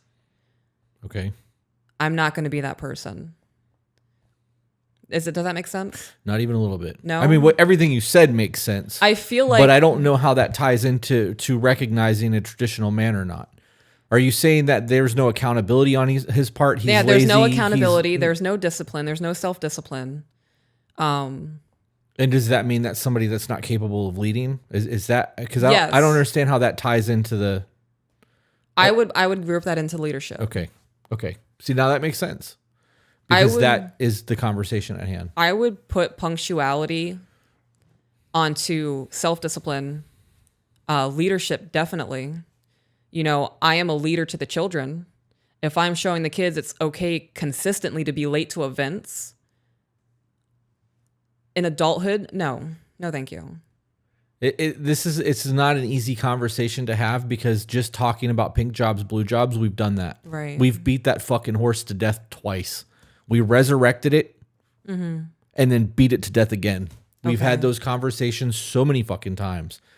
The conversations that I'm trying to have, which my brain's not working very well today either, is recognizing those traditional values in a person and then solidifying that in a relationship so that people who want what we have know what to look for and how to set the boundaries to do those things. Okay. So everything that you just said is valid and it works for everything. I just needed to know where that was tying in to the traditional value aspect because otherwise it just sounds like a conversation about dating. Okay, so the way that ties in, it shows me self-discipline. If you have self-discipline enough to leave the house early to make sure you get somewhere on time, shows that you hold things that are important to you to a high esteem. Okay. So if I were married to somebody who has who has weight behind being punctual, I know if I'm taking you to an important event, you're not going to make me look like an ass by making everybody wait for 30 or 45 minutes. Okay. You know, when you are with somebody, you're putting your name on that person. And I am somebody who holds myself in a high regard. So if I'm with somebody who makes me look bad, I fucking look bad. And I'm not willing to do that. So there's a lot that ties into the punctuality, in my opinion, when it comes to being somebody who has traditional values. I agree that it shows a lack of self-discipline. Mm-hmm. And knowing what I understand about discipline, I wouldn't want someone trying to lead that lacks discipline. Right. You can't lead from the back. Yeah. Like, you know what I mean? And there's a difference between a boss and a leader. Mm-hmm. And you don't want a boss in a marriage. You want somebody that's capable of leading a household. Right. So I understand all of that. I just needed to hear where you were going with it and how you were tying it in because I didn't want to make assumptions in any of that. Okay. And knowing that, I mean, I guess that's actually really good that you covered all of that because there are people who do email that go, I want what you guys have. Where do I meet men like this? And it's not a matter of where you meet men like this. It's a matter of finding men, recognizing it, what you look for, and doing it to get the traditional values that we have. Mm-hmm. But you also have to be willing to submit. And you have to be able to recognize that they are going to potentially ask you for things that you're not okay with. Right. Like, are you willing to be a stay-at-home wife? Are you willing to clean my house if I'm providing for you? Like, the idea of having that conversation from the emails that we get and what we see on the internet in terms of what dating looks like right now is not a conversation that I would even be comfortable having. Yeah. I wouldn't. If I was on a date with a woman, and I would be wary, I think is the right term there, to even approach that subject or broach that subject, if that's the right, I think approach, whatever. I think approach is right. I would be afraid to have that conversation in fear of ruining a date because I might now be labeled as sexist or a misogynistic pig or looking whatever. For a slave. Right, because of the negative connotation that has on these relationships. I, however, would still have that conversation because in the event that they get it, they get it. That's what you want. Right. And I'm not willing to settle. And if I had that conversation of like, hey, this is what I want from a partner. And they're like, well, I'm not okay with that. I'm not wasting my time any further on this endeavor. Right. I get that. I would have the same conversations. I would also feel very uncomfortable approaching that conversation because I don't want to be labeled as a gold digger. And you would. Or a moocher. Or I'm trying to take advantage of men. Or I'm lazy. Or I'm just looking for somebody to float a lifestyle. Yeah. I didn't think about it from your perspective. You absolutely would be labeled as that. You would be. So this is why the courting phase should last longer than 1 or 2 dates. Yeah, it really should. Because you're going to get comfortable having conversations, and those conversations can be had without being super direct, and it can just be a naturally evolving thought process versus going, how many kids do you want? You want to get married? When do you want to get married? How many kids do you want to have? How many bedroom house do you need? Like, it shouldn't be a business transaction. It should be an organic conversation that flushes out the information. Right. But it does need to have some level of directness to do those things. I just thought of something tying back into like the punctuality thing. The way that could cause an issue later on in a traditional marriage is if we have to be at an event together and you're the one leading the household and you tell me we're leaving at this time and I'm like, no, that's going to make us late. We need to leave at this time. And now we have a conflict. I'm fucking leaving the house to be on time. And now that's going to have it's going to create a tension between us. It's going to drive a wedge because you're going to be upset that I didn't listen to you as my husband when we had this traditional relationship set up and I just left you behind. You have no idea when you're going to get there.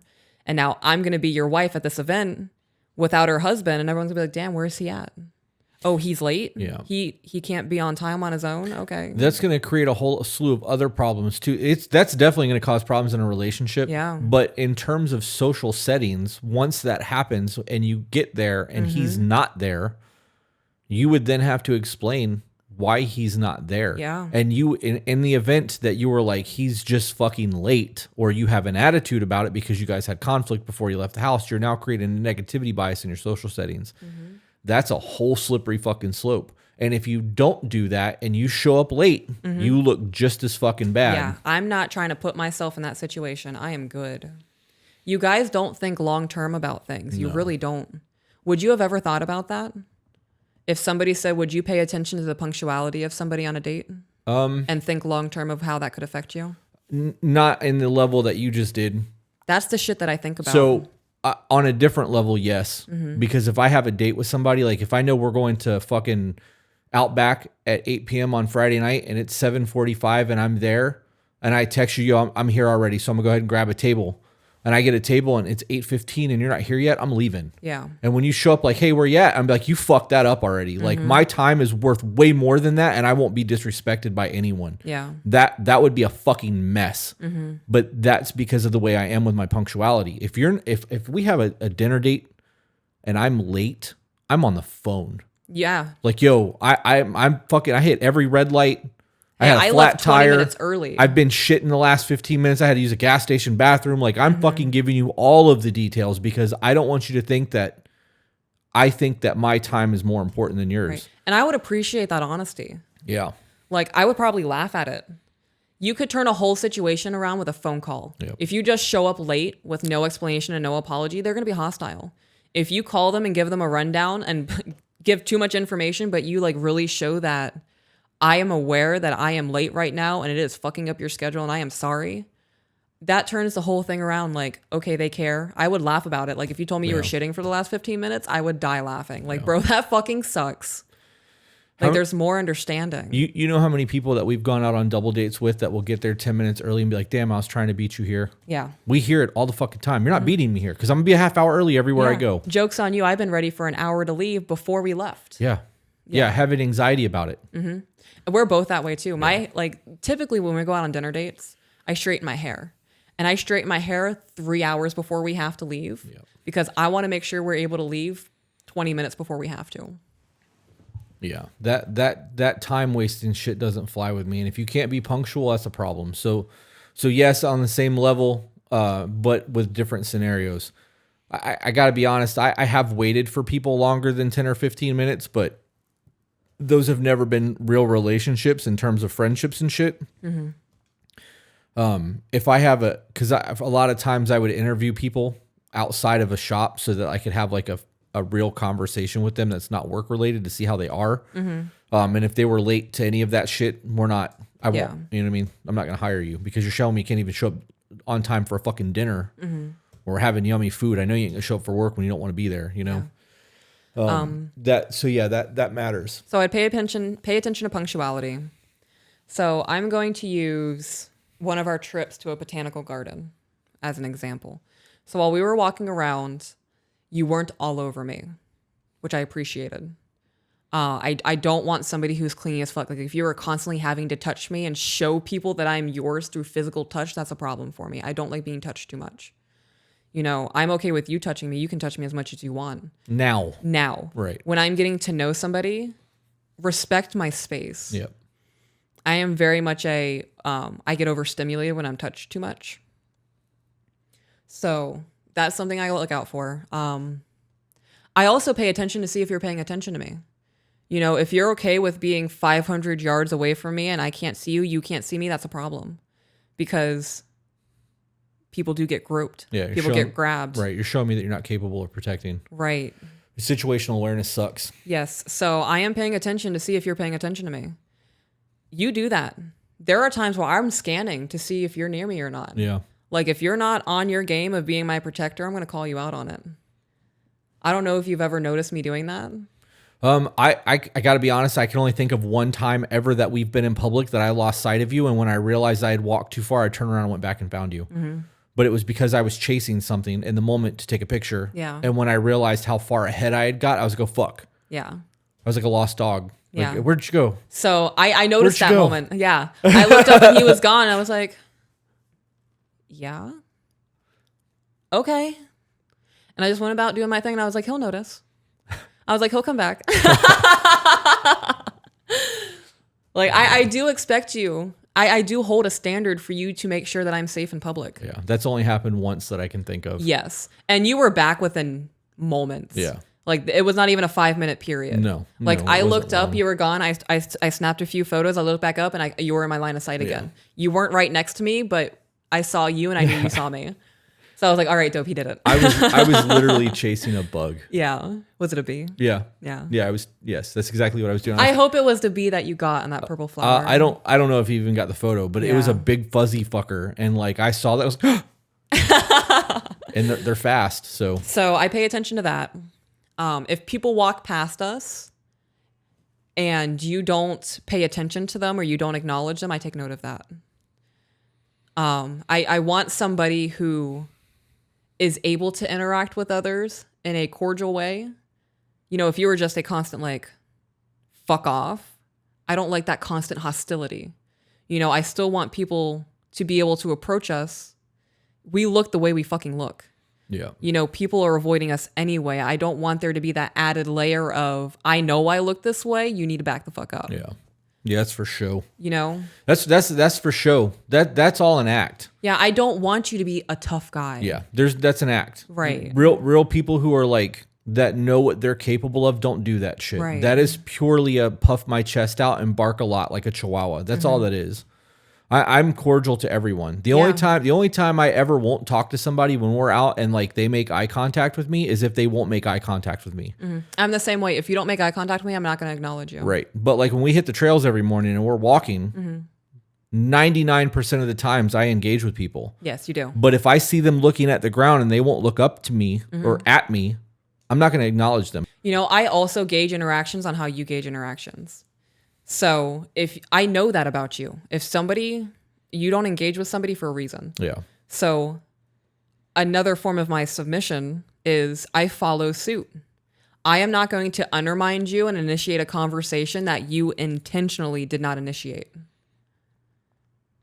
Do you think that makes you look weak? Because, you know, some people would say, well, what if I want to talk to that person? No. Because I know how you are. Like you said, 95% of the time you do engage with people. So if you don't engage with somebody, it's for a fucking reason. So if I undermine you and engage with somebody anyway, and then I put myself in a dangerous situation, I just fucked up. All right. I'm going to ask you something that's going to piss off a whole lot of people. Okay. Because everybody hates Andrew Tate, or they really love Andrew Tate. So Okay. however you feel about him, I honestly don't give a shit about your feelings on a specific person. That's a you decision. This is an honest question, though. He made a statement on the Piers Morgan show. I think it may have been a different interview that I watched, where he said, "It is my job to protect my woman. And if it's 3:00 in the morning and she wants to go jogging through Central Park and I tell her no, and she does it anyways, I have failed as her protector." Yes. Do you think that that's controlling behavior? No. You know, people really don't think things will ever happen to them. Until it does. And does. then it's, oh God, why would you let this happen to me? In that situation of a woman wanting to go jogging at 3:00 in the morning, the husband says, no, don't do that. And she does it anyway. And then she gets raped, or she gets kidnapped, or she gets SA'd and then unalived. Everybody's going to look at the husband and say, well, you knew she was going to go out at 3:00 in the morning. Why didn't you stop her? Why didn't you stop her? Do you think that makes him misogynistic? No. Do you think it's the opposite of that? That is him doing his duty as her husband of, I know this is what you want to do right now, but I need you to take a step back and realize that this is not safe. This is purely about me wanting to make sure that my wife wakes up tomorrow morning. Do you think that he really needs to have that entire conversation?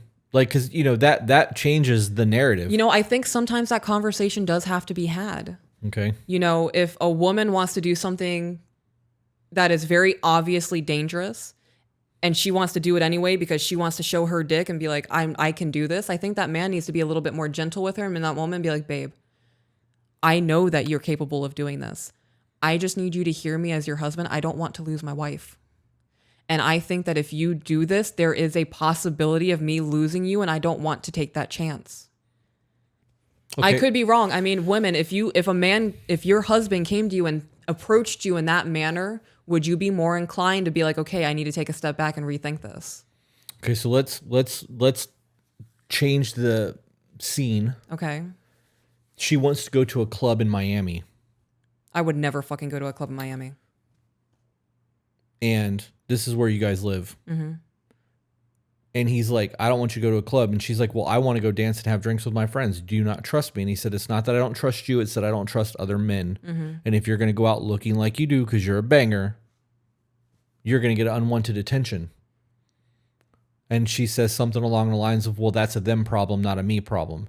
The conversation that I see in that scenario is that I am telling you that I am not okay with this, and you are choosing to do something.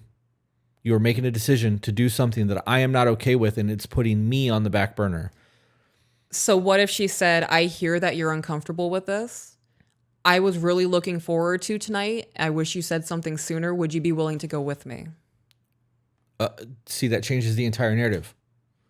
That changes the entire narrative, though, because if in the event that you wanted to go dancing or go to a bar or a club and you invited me to go, there's not a chance of infidelity. There's still a risk that I might go to jail. Right. Like because I would still have to defend you and protect you because as your husband, that's my fucking job.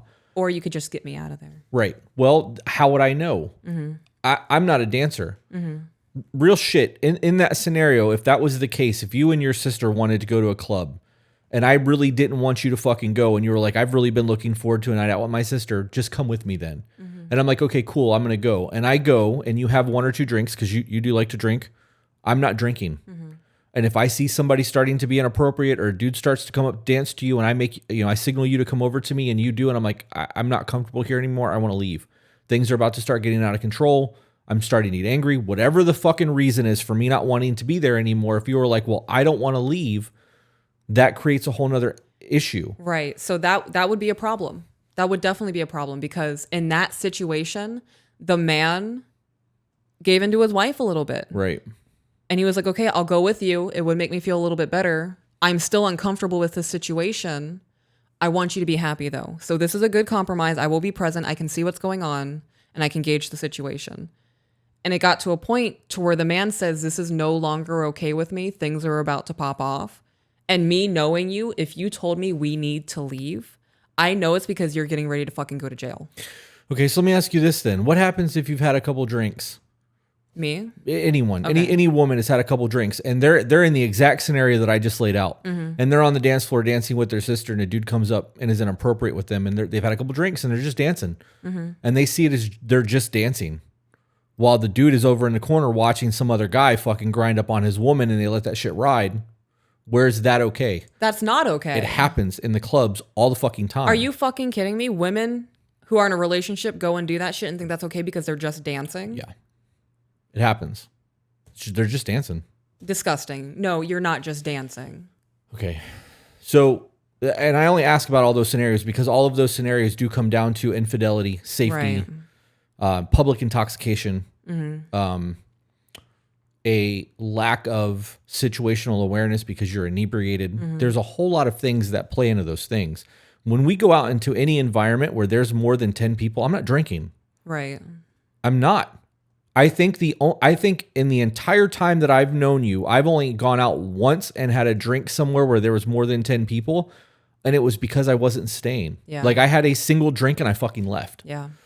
And we weren't together then. Like it wasn't a thing for us. I'm not going to put myself in a situation where I have to worry about another human being's life and me not have my wits about me.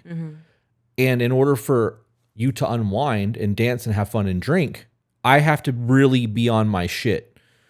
Yeah, so not only are you watching me on the dance floor, you're scanning the room simultaneously to make sure there's no other threats coming from any other direction. Right.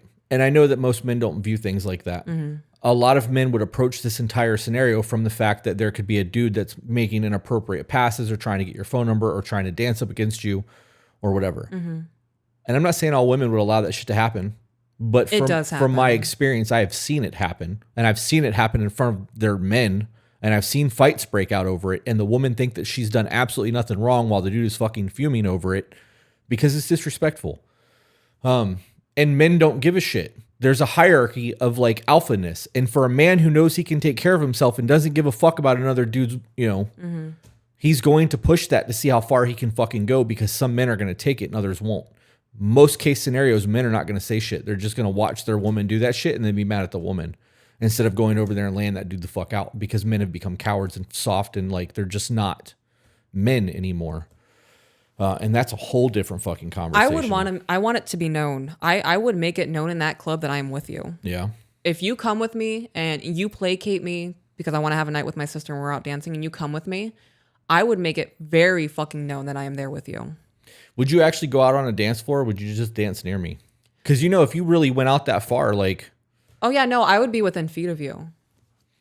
I don't know. That whole situation makes me uncomfortable. So I would pay attention to his situational awareness and how he treats other people at that garden, right? Let's see, what else would I pay attention? I would pay attention to see if he goes out of his way to point things out to me. Like, in our relationship with our traditional values, you make it known that I am always on your mind. So you go out of your way to show me things, even if I wouldn't be interested in it. If there's an inkling that it's going to make me happy or I'm gonna be like, oh shit, look at that, you're going to point it out to me. So if we're walking around and you see something cool and you're like, oh shit, come look at this. That's a piquing interest thing. You're wanting to engage with me. You're wanting to have a little moment. Yeah.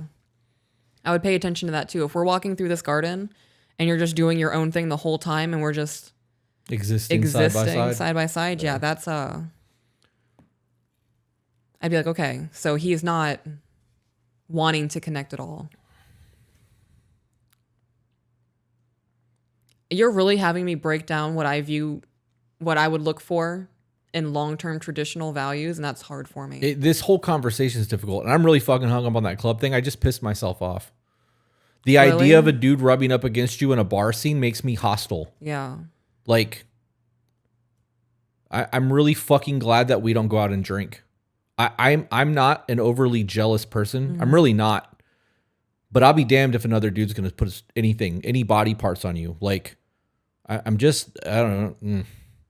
I guess that makes me a controlling, misogynistic guy, I guess. No. Yeah, because there's going to be a whole lot of shit talking there in the comments. That can't get clipped for TikTok or YouTube. I like how possessive you are of me. It's not a possessive thing. It's a protective thing.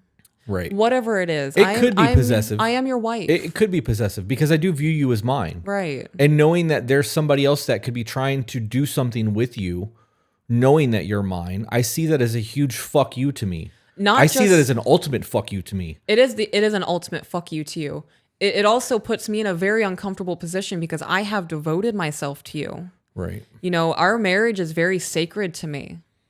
Well, I'm getting emotional. Right. How many people do you think would just allow that to ride, though? Because it's easier than creating a conflict. I honestly don't know, but if I had a man specifically coming up to me and trying to put his hands on me or engage me in any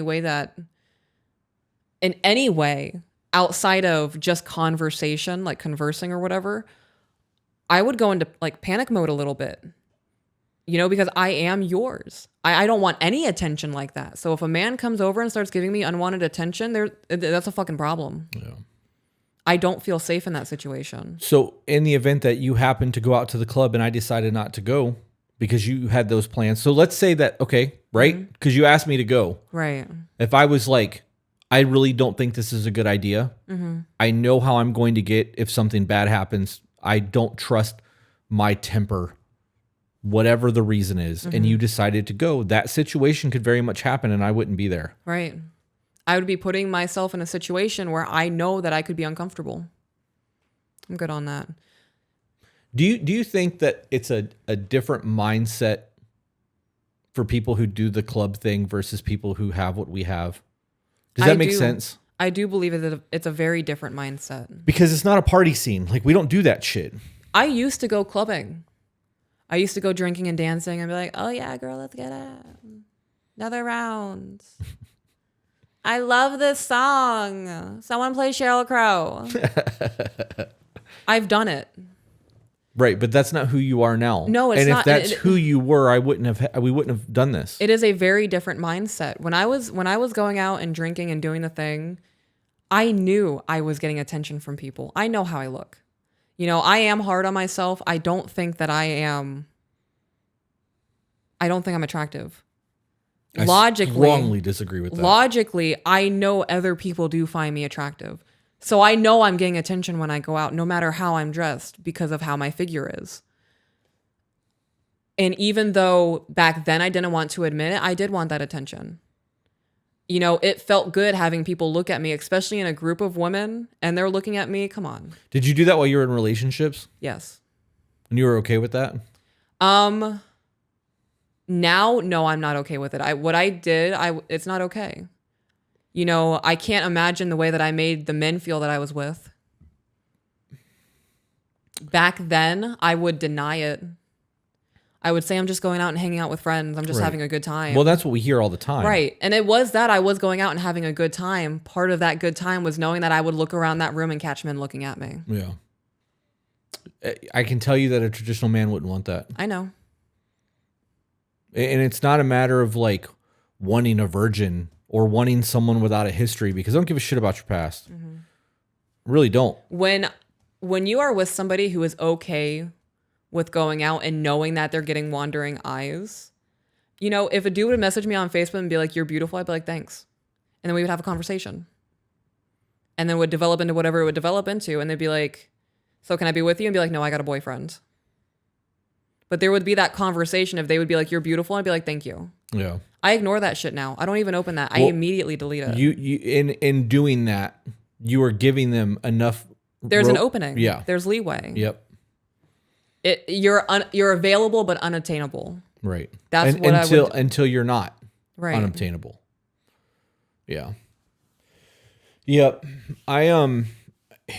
I know that we were supposed to be having a whole conversation about traditional values and how that looks in a relationship, and the conversation has not gone at all like I intended it to go, and I'm fine with that. Right now, honestly, I'm kind of outing some women right now. Yeah. I am, yeah. But as a man who has what I want in life, there are a whole lot of, I'm not fucking with that. Mm-hmm. And I don't consider myself a high value man, but I know my worth. Right? I think the idea of a high value man is bullshit anyways. It's just a way to say that you got a little bit of money. And you having a little bit of money doesn't make you valuable. It just means you got a little bit of money. When I hear high value man, I think of a man who has standards. Quality. Yeah. Right. I agree with that. That's a man with integrity, quality of character, the way that he carries himself and lives his life. I view that as value way more than money. Right. But when you look at what a high value man is in terms of the internet, it's always somebody that makes 6 figures or more, 6 foot tall. But can be a complete dick bag. Right. Well, I mean, in terms of what the internet considers a high value man, I am that. I have that bank account. I am that guy. I am 6 foot tall. I do have all of those things. That doesn't mean shit to me. You can be a multi-millionaire, $100 million in the bank and be a piece of shit human being. You're not high value. You just got a bank account. There's a difference. I would rather surround myself with blue collar workers that have integrity and fucking debt than around people who have $100 million and a fucking scumbag mentality. So if a high value man is somebody who has money, what the fuck is a high value woman? It's the same thing. Somebody who has money? It's a woman who got her own bag. She's an independent woman. She made all her money on OnlyFans and she's rich as shit now. That's really what high value is on the internet. That's what they mean by that. I disagree with that. Your quality of character makes you valuable. The way that you are with your family and the way that you are with society makes you valuable. What you bring into your house makes you valuable. And just having money and providing is not enough. It's not.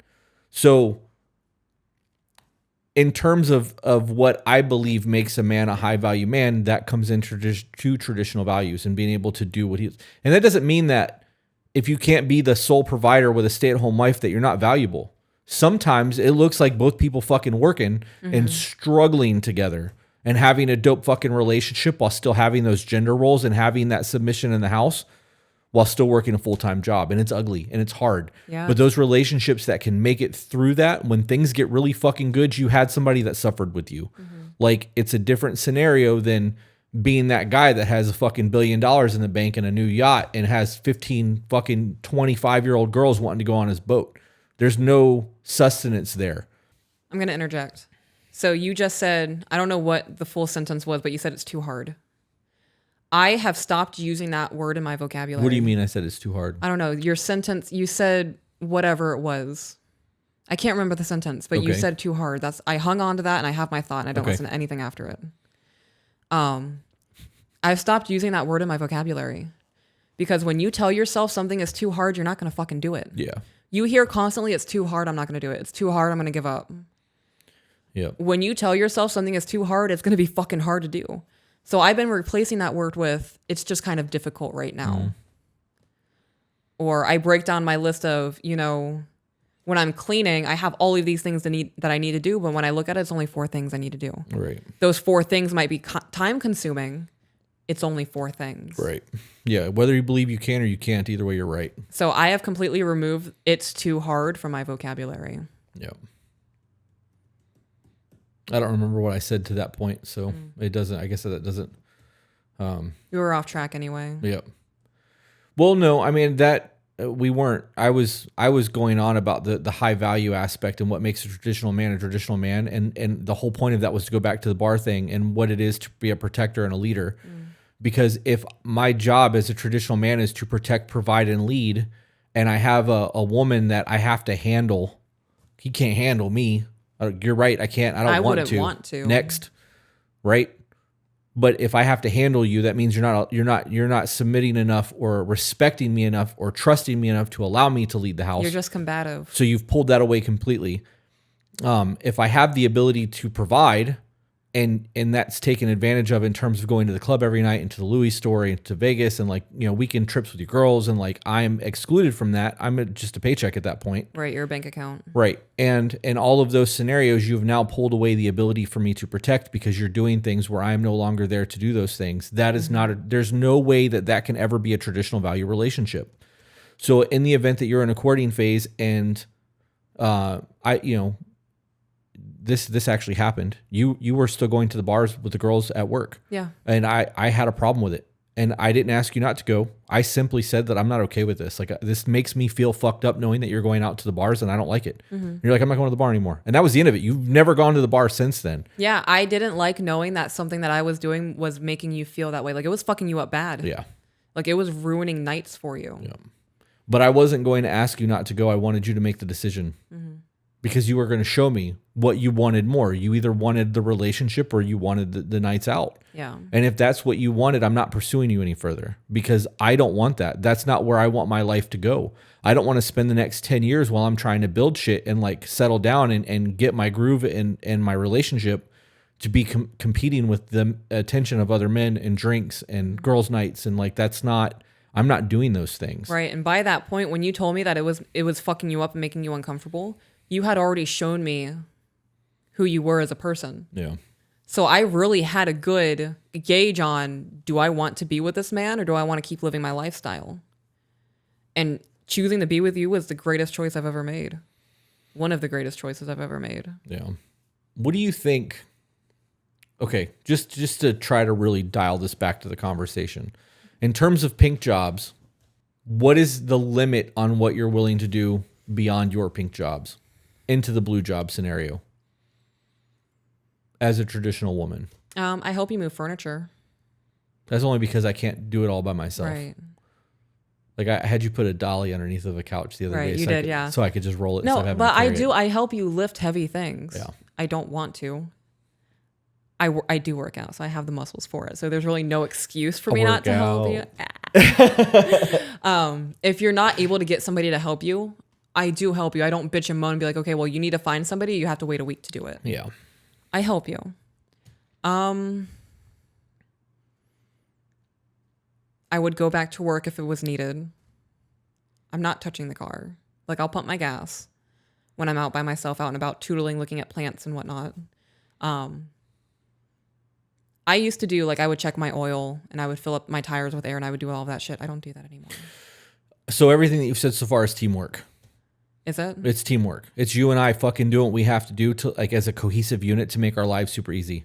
So that's not, I don't see that as a violation of the pink job, blue jobs, especially the moving furniture. Like, if we're here together, why would you try to make my life more difficult by me having to have somebody come over to move something Right. that I know you can help me move? So then I'm going to need you to hit me with things because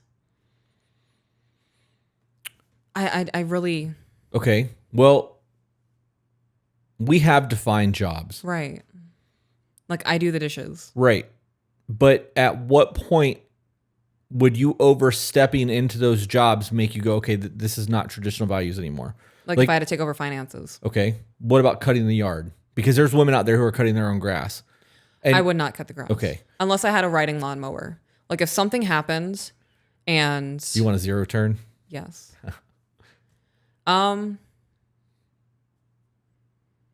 Yeah, if I had to cut the grass and I had a riding lawnmower and I was out there in a fucking heat doing it, I would be upset.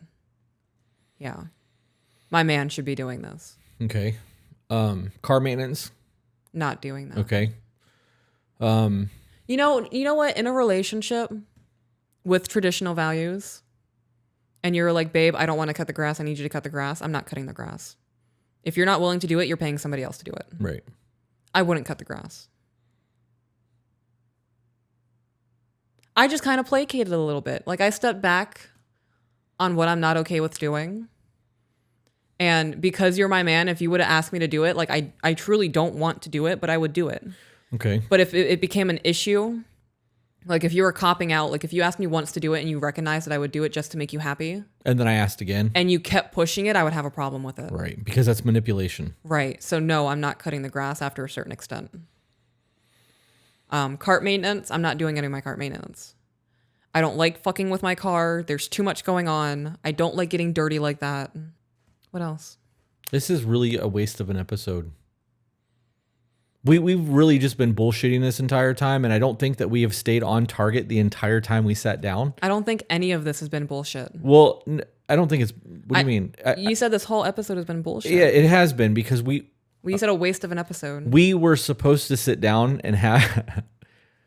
We've had the conversation. It's definitely, there's value here, but I guess maybe that's bullshit's probably not the right word. No, it is the right word. Yeah, I mean, it's all over the place. That. We are jumping from point to point to point. Like we have derailed and side railed so much. There's too many hypotheticals with this though. Right. And it's not an easy conversation. Right. So it does feel like bullshit to me because normally when we have these side pieces, we sit down and stay on task and have meaningful conversations. And we have literally jumped from thing to thing to thing to thing to thing, and then back to the thing and this other thing, and like it's bullshit. We're not on track. Well, that's crazy. I'm standing by my bullshit. So this is the perfect example of how male and female brains work, because this whole conversation has been kind of cohesive for me. Yeah. I have been able to follow every point, and it still all makes sense. Not me. Yeah. We're all over the place. We are. The conversation is definitely all over the place. I think that I in my head, I think the issue is that in my head, this was going to be a very structured conversation like our dating episode was, and it's fucking not. But I do think that there's value here. I'm not saying that there's not value. What time are we going live tonight? At 7. I think that when it comes down to the pink job, blue job thing, people get so caught up in the not wanting to do the job for each other. And like you were like, I would cut the grass once if you asked me to, even though I really don't want to. Like if you asked me to do the dishes, I would do the dishes, even though I'd fucking complain about it. And it's not a matter of not wanting to do those jobs because there is a level of teamwork there. But in the same scenario, if you asked me to do the dishes on a regular basis, I'd be like, this is your fucking job. Why are you asking me to do this? Like, and calling it your job and us having the jobs defined on our workloads and how we operate our house is structure. I know that I don't have to worry about that. I don't have to worry about the dishes. I don't have laundry. I don't have to worry about laundry. I will worry about laundry. I will try to help in that because it's nothing to literally start a load just as I'm walking out the door kind of thing. Laundry's probably the easiest chore on the fucking planet. It's all automated other than hanging your clothes up. People want to complain about laundry, blows my mind. But I'm not cleaning the house. I'm not mopping the floors. Like I'm not doing any of that shit. And you're not handling the finances or fucking scheduling things or dealing with a whole slew of other shit that I have to deal with. And I don't expect you to do those things. We don't talk about them. Like, you know about finances because we have to have those conversations because that's crucial to your existence.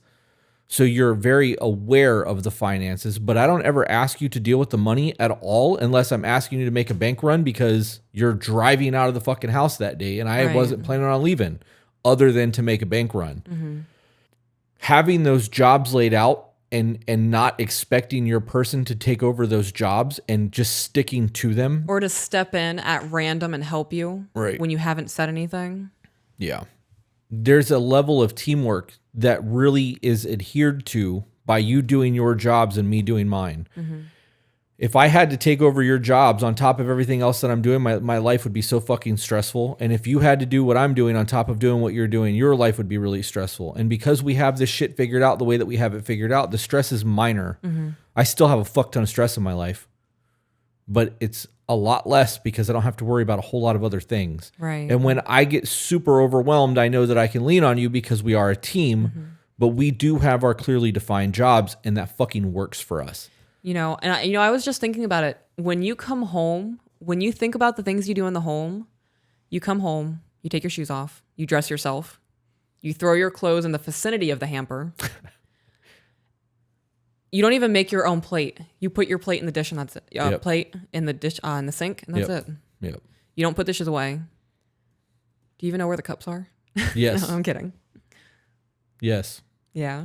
I had to think about that. We don't use them. I drink out of soda cans, right? Or out of a gallon of water. You know where the plates are, and you know where the silverware is, right?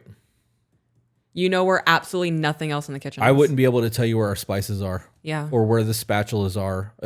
Can opener? Do we own a can opener? Do we own a pizza cutter? We do not own a pizza cutter. I didn't know that. I've been using our really big butcher knife just to cut pizzas. We don't eat enough pizza to have a pizza cutter. Right, but these are things that I don't know. Yeah. I know where all of our accessory cables are in the kitchen because I handle electronics. I have no idea. I don't know where the drills are. Right. I know where a single screwdriver and Phillips head is. Yep, in the junk drawer. Yes, and a hammer. Yep. I know where the measuring tape is because you told me where the measuring tape is. Yep. Yeah, that structure is functioning for us. Yeah.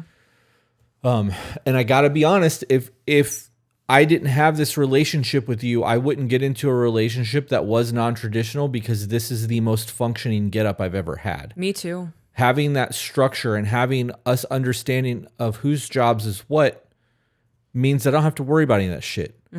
Just like you don't have to worry about shit. I know when your car needs maintenance, my phone goes off. Yeah. Your car tells me like, hey. When I forgot to lock my car, you lock it for me. Yeah, I do. I'm like, are you in your car right now? And you're like, nope, I'm inside of Lowe's. I'm like, lock. Yeah. Car's my responsibility. So since we're talking about the pink job, blue jobs, as a traditional man who wants a stay-at-home wife, what are some red flags that you would start looking for after the move-in?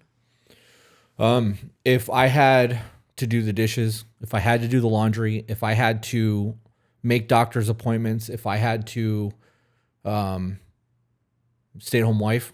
Stay-at-home wife. Not stay-at-home mom. So I won't include kids in that. Okay.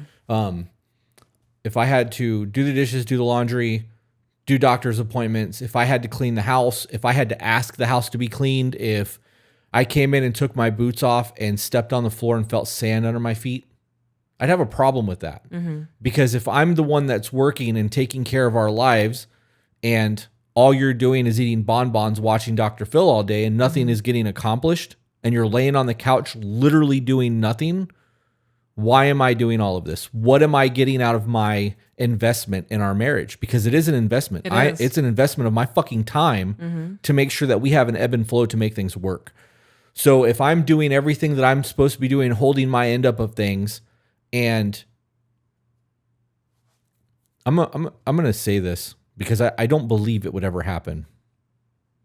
And this is going to be really fucked up. I'm going to say it anyways. If you became a depressive mess and you made the decision to not get out of your pajamas and spent 3 months on the couch, we DoorDashed all the time. You were not showing me physical attention or intimacy in any shape. You were sleeping 2 to 3 hours a day. Our couch has a fucking perfect indent of your body from you laying on it. You're going to bed 2 to 3 hours before I am and sleeping in 2 to 3 hours later than I am. And that went on for an extended period of time. It would destroy our marriage. I believe that. Because that means that I am taking care of a child. Yeah. A teenage child who wants to do whatever they want to do and they're not matching me in life. And the one thing that I should be getting no matter what should be intimacy and sexual intimacy. And I'm doing everything at that point because you're depressed. You don't want to get off the couch. So if you're not doing laundry, you're not cooking, we're DoorDashing all the time, you're not cleaning the house, you are only going out of the house when it suits you, and all you want to do is nag and complain about everything all the time, I wouldn't do this anymore. Yeah. That's the difference between a stay-at-home wife and somebody who just doesn't work. So with the stay-at-home wife who's only going out when she wants to, you would be assuming she's spending his money too, right? She would be spending his money. Because even if they're married and she's not holding up her end of the house, why is she getting access to the bank account? Right. If all she's doing is laying around and not contributing to their life, that's a problem. Okay. Because he's providing everything and she's doing nothing. So that doesn't just happen. No. Right? I mean, it can. Well, with the depression thing, it can. But say you're with somebody and they've shared the same values with you and they've really talked up I want the traditional relationship where I stay home and you provide and we have that ebb and flow. At what point, when you start to notice things slipping, like she's asked you a couple of times to do the dishes now? Are we talking not married or married? This is just, we're leading into the marriage, right? Like they've been living together for a year. Everything's been going dope. The traditional values have been there. And the last 3 or 4 times the dishes have had to be done, she's asked you to do them. I would do them the first time. Because I don't see nothing wrong with helping. Right. I would then ask afterwards, like, hey, I noticed that like you were just watching TV. Why did you ask me to do the dishes? And if she was like, I just didn't want to do them.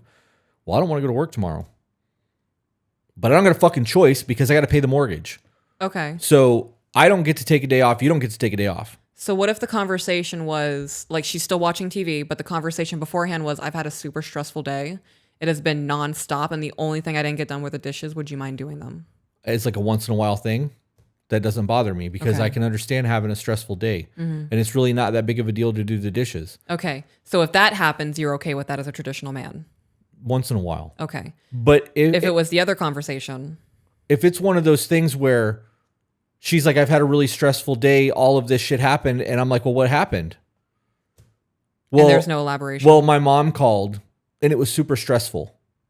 No, I'm not doing the fucking dishes because you had a stressful phone call. Right. I got reamed out by my boss for 3 fucking hours. The guy that started work today didn't show up until noon and was high as fuck and had to get sent home. So I had to do double the work today. So are you going to go take care of my car maintenance? I still got to cut the grass tonight. You going to cut the grass? Because your stressful phone call with your mom and my stressful day doesn't cancel each other out. We still have shit that needs to be done. Right. And we're a fucking team. And if I'm doing what I'm supposed to be doing, providing, working, taking care of the house and protecting you, and you laid on the fucking couch all day and the most stressful thing that you had was a phone call with your mom, do the fucking dishes. I'm glad you played out that whole scenario. Why? Because I agree with all of that. That shit would piss me off. Especially with him going through all of that shit that day. He comes home and she's like, I've had a super stressful day. Well, what happened? I had a 35-minute phone call with my mom. And that was your full 10-hour day? Come on. Right. And that's the difference between a stay-at-home wife and somebody that's just not. Right. Stay-at-home is teammate. It's teamwork shit. I really view traditional value relationships as a team. I agree. And it's a structured team because it's not a guessing game of who's going to do what. You know the fucking jobs. And if somebody's not doing the jobs, you can see it because you know whose job is whose. And I don't care if the roles are reversed. I don't care if the dude's doing the pink jobs and the girl's doing the blue jobs. The fact is, the jobs are fucking defined. You know whose jobs are whose, and you're doing them. And the moment that one person has to take over and do that consistently, you have a mooch. You don't have somebody that's trying to help. Right. I don't get to let my depression win. No. I don't. I have nobody to take care of me. In reality, anybody can say, I can't let my depression run. In our household, you really fucking can't let your depression win. I can't. If you decide for 2 days that you don't want to do anything, our fucking life would fall apart. Yeah. 2 days. In 2 days. 48 hours, we could lose everything. Yeah. So I would definitely say that out of the both of us, I can really try I should be the one stepping it up a little bit more to make your life a little bit easier. Yeah. I mean, in some cases, yes. But when it comes down to it, like, you having the jobs that you have and just doing those jobs is enough. Yeah. I don't ask you to do more than necessary. I don't do more than necessary. We do enough to make our lives dope. Yeah. Like, it's easy for both of us. We have an even workload in the way that we view like balance. And it fucking works for us. You have free time to do your plants and the shit that you want to do. I'm slowly getting to the point where I will have that free time and not make excuses and actually utilize it. It's a me thing. But those are choices. Right. And in the event that I had to, if you were only doing your hobbies and hanging out with the kids and nothing else was getting done, this isn't traditional values at that point. Right. Like if I wasn't You're cleaning the independent. house. Yeah. I don't know.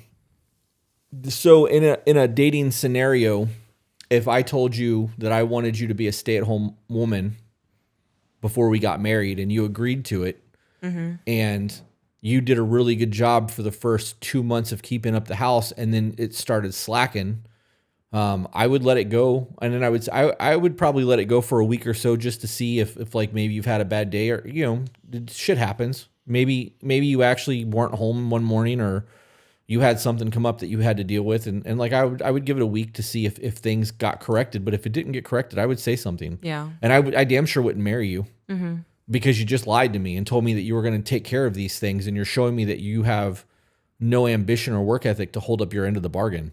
And it is a deal. We are making commitments to each other. And if you can't hold up what you say you're going to do and I can't trust you because you fucking lied, that's a problem. Yeah. So the difference in all of this, and this actually applies to other people who are in traditional relationships that end up getting married and then wonder why they can't get along with their fucking man. It's because they let that shit go and weren't willing to recognize their self-worth and step up for themselves. Correct. I believe that when you get married, things change. I agree. But I also and I only mean that in terms of divorce. Like we would have to work through whatever the problem was. We'd have to have a whole lot of conversations to get us back to an even keel. Correct. But I would walk away from somebody in a relationship. Right. I would kick you the fuck out and be like, if you can't hold up your end of the bargain and stay true to your word over this, I know I can't trust you in anything else. You can go ahead and beat feet. Yeah, there's no long-term commitment at that point. Right. Yeah. You have no integrity. Your quality of character sucks. And that goes for anybody that says you're going to do something and you don't do it. I know that I really harp on men being men of their word. Because if you don't have any integrity behind your word, you have nothing. Right. But that is especially true in a relationship on both ends. If you say you're going to do something, you fucking follow through with it. Yeah. I very much used to be that woman who would say something and never follow through. People couldn't depend on me for shit. Yeah, that's a problem. And now I hold in very high esteem. If I say I'm going to do something, I'm going to fucking do it. And if I can't follow through with it, I'm not going to make up an excuse about it. I'm going to be straightforward. You know, there was a time that I made plans with one of my friends to go and do something. I can't remember what it was. And I was going to make up an excuse and be like, oh, one of the kids are sick. And I was like, that's a bullshit lie. Like, why? This is my friend. And I was straight up with her. I was like, you know, I'm having a really hard mental day today. I haven't stopped crying for the last 2 hours. I have 10 minutes to get dressed and leave the house to get there on time. And I can't. And she was like, I get it. She was like, you know, I understand. Don't feel bad about it. Get your life together and we can reschedule. It would have been the same conversation if I had lied to her. Right. You know, I don't know. I know when I don't follow through on my word, or if I don't follow through and then lie about it, I know my own character and I don't want to be that person. Yeah, that line shit's a slippery slope too, though. Yeah. Because once you do that to somebody and you get away with it or you feel okay about it, you're just going to keep doing it. Yeah. And like, I know that I'm going to give an example that's not really relevant today, but when I was a kid, if somebody called and I answered the phone and my mom didn't want to talk on the phone, she would tell me, I'm not here. Mm-hmm. Right. And I would lie for my mom. She's not here right now. I'll have her call you back. Didn't matter who it was. It could be her mom on the phone. Right. Because she just didn't want to be on the phone. Mm-hmm. In that situation, they are teaching their children to lie and be okay with it. And they're doing it to people that those kids love in some cases. Mm-hmm. That shit's a very slippery slope because you're teaching someone to live without integrity. And you're telling them that it's okay because the people that they look up to as role models believe that to be the case. And I know that can be skewed into different situations now, I'm sure, with like tablets and fucking, you know, oh, we'll go do it tomorrow, honey. Mm-hmm. No, there's no fucking intention of doing it tomorrow. You're just trying to get your kids to shut the fuck up because they're asking for something. Right. Because you hear that a lot too. I don't know. I really think that the traditional value aspect in all of this conversation really does come down to people just fucking being good people. Correct. I agree. Yeah. And not being selfish. Mm-hmm. Because even though we have traditional values and we have our gender roles and we have our jobs, there's not a selfishness there because we view the entire thing as teamwork. It's not even that. I view everything that you do for me as a gift. And at any point when I decide to start acting up, that gift is going to fucking go away. Yeah. I never looked at it that way. No. Yeah. I mean, I guess that's flattering. It's flattering that you look at everything as I do as a gift because I don't. I look at it as me doing my job as your man. And I see everything that you do as doing your job as my woman. Mm-hmm. And I see that as teamwork. And the perfect example of that is if I want to protect you and you refuse to follow suit that night at the gas station when I was like, step to my right, had you were like, why? Or fuck you, I'm comfortable walking where I'm walking. Mm-hmm. We're not a team. You are being combative with me in a moment where I'm trying to keep you safe. That's not teamwork. Right. I can't keep you safe if you're not fucking listening to the situation. We're in danger right now. Mm-hmm. So all of it does come down to teamwork. And when you look at it that way and you're looking at it as like, I know that you're cleaning the floor right now or you're vacuuming and I'm editing. It's fucking loud as shit when you run that vacuum. Mm-hmm. Instead of bitching that it's loud because I'm editing, I put my headphones on until you're done. And then I'll unplug my headphones and put them on the thing and listen through my speakers.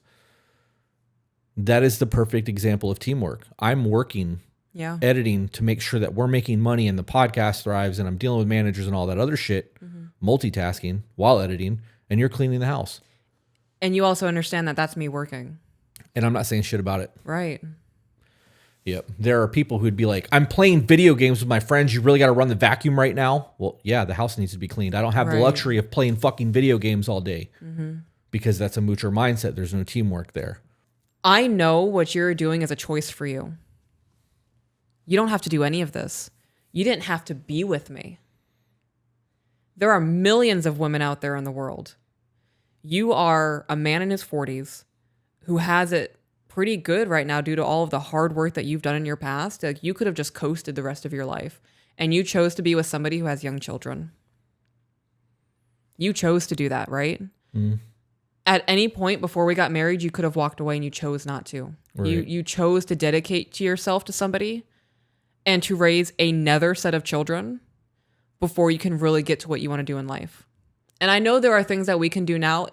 To an extent, it is limited, though. It's very limited. We couldn't fuck off for a month if we wanted to without the children. Right.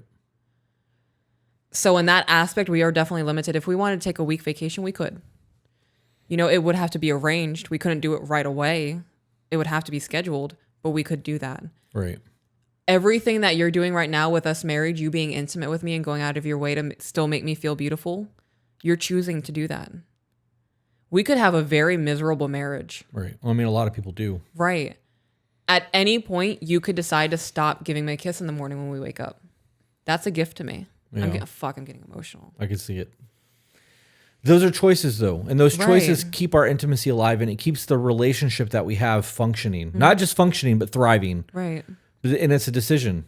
It is absolutely a choice. But that comes down to value. In reality, it comes down, I see you as an asset to our marriage. Well, you want to talk about return on investment. I'm getting a return on my investment in you. And that investment is the work that I'm putting in. That return is the work that you're putting in because I'm doing the work. Right. That ebb and flow and that teamwork is the return that I'm getting. We are thriving because of it. There's always going to be imperfections. There's going to be things that I wish that I could change, or that I wish wasn't the case, or I wish that we made an extra $100,000 a year, or whatever the fucking case may be. That's not going to fucking change anything. Right. This is what we have. This is what we have to work with, and we can make the best of it. We're really doing great at that. And that's thriving, because Yeah. I would rather do that than use escapism to try to fix my fucking life, because that's putting a Band-Aid on a gaping wound that's not fixing shit. Right. So that traditional aspect of all of this does come back to a trust and a want to thrive and work as a team.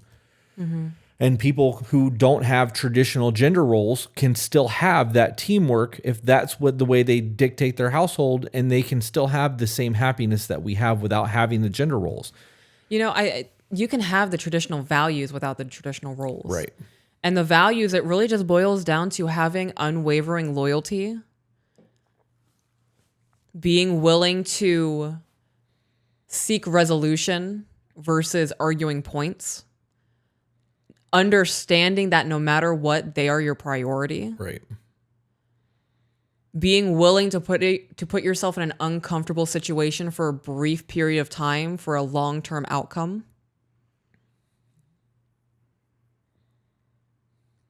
And it's willing to make sacrifices. You know, I have Instagram.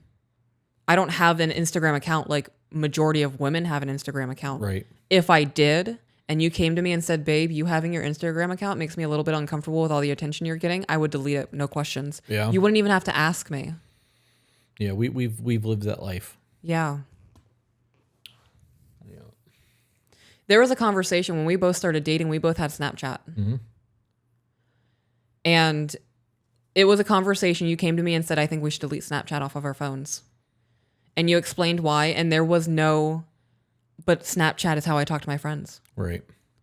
I like posting on my story. People can see what's going on in my life. There was no me trying to counter why I should keep Snapchat on my phone. I knew if I wanted a long-term relationship with you and a healthy marriage with you, in our dating phase, I had to delete Snapchat. Yeah. I was okay with making that sacrifice for the long-term outcome that I wanted. Yeah. I mean, that's also a common sense thing. If you would have really fought me on that, it would have told me a lot.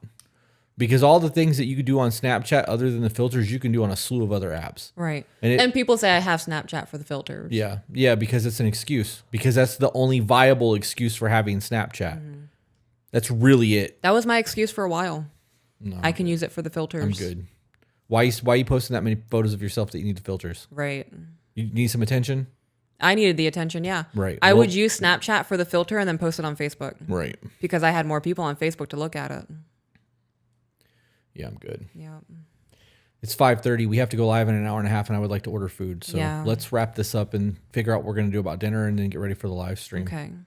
You have anything else that you want to talk about or add to this entire No. all I feel over like the it's place? an unfinished conversation. Yeah, I feel like we're driving around in bumper cars Yeah. and just I think we should slamming get points, feedback. and then yeah. Let's post this in Patreon. That way people can give us feedback in the Discord and see what points we should elaborate on or what conversation could have evolved that we didn't hit, and then revisit this conversation. Okay. So you want to post it to Patreon first. Right. Early release it. And let them leave comments and suggestions, and then record based off of that. Yes. Okay. So it's still going to hit YouTube though? Yes. Okay. Yeah. All right. Dope. We'll see you guys on the next one. Bye, guys.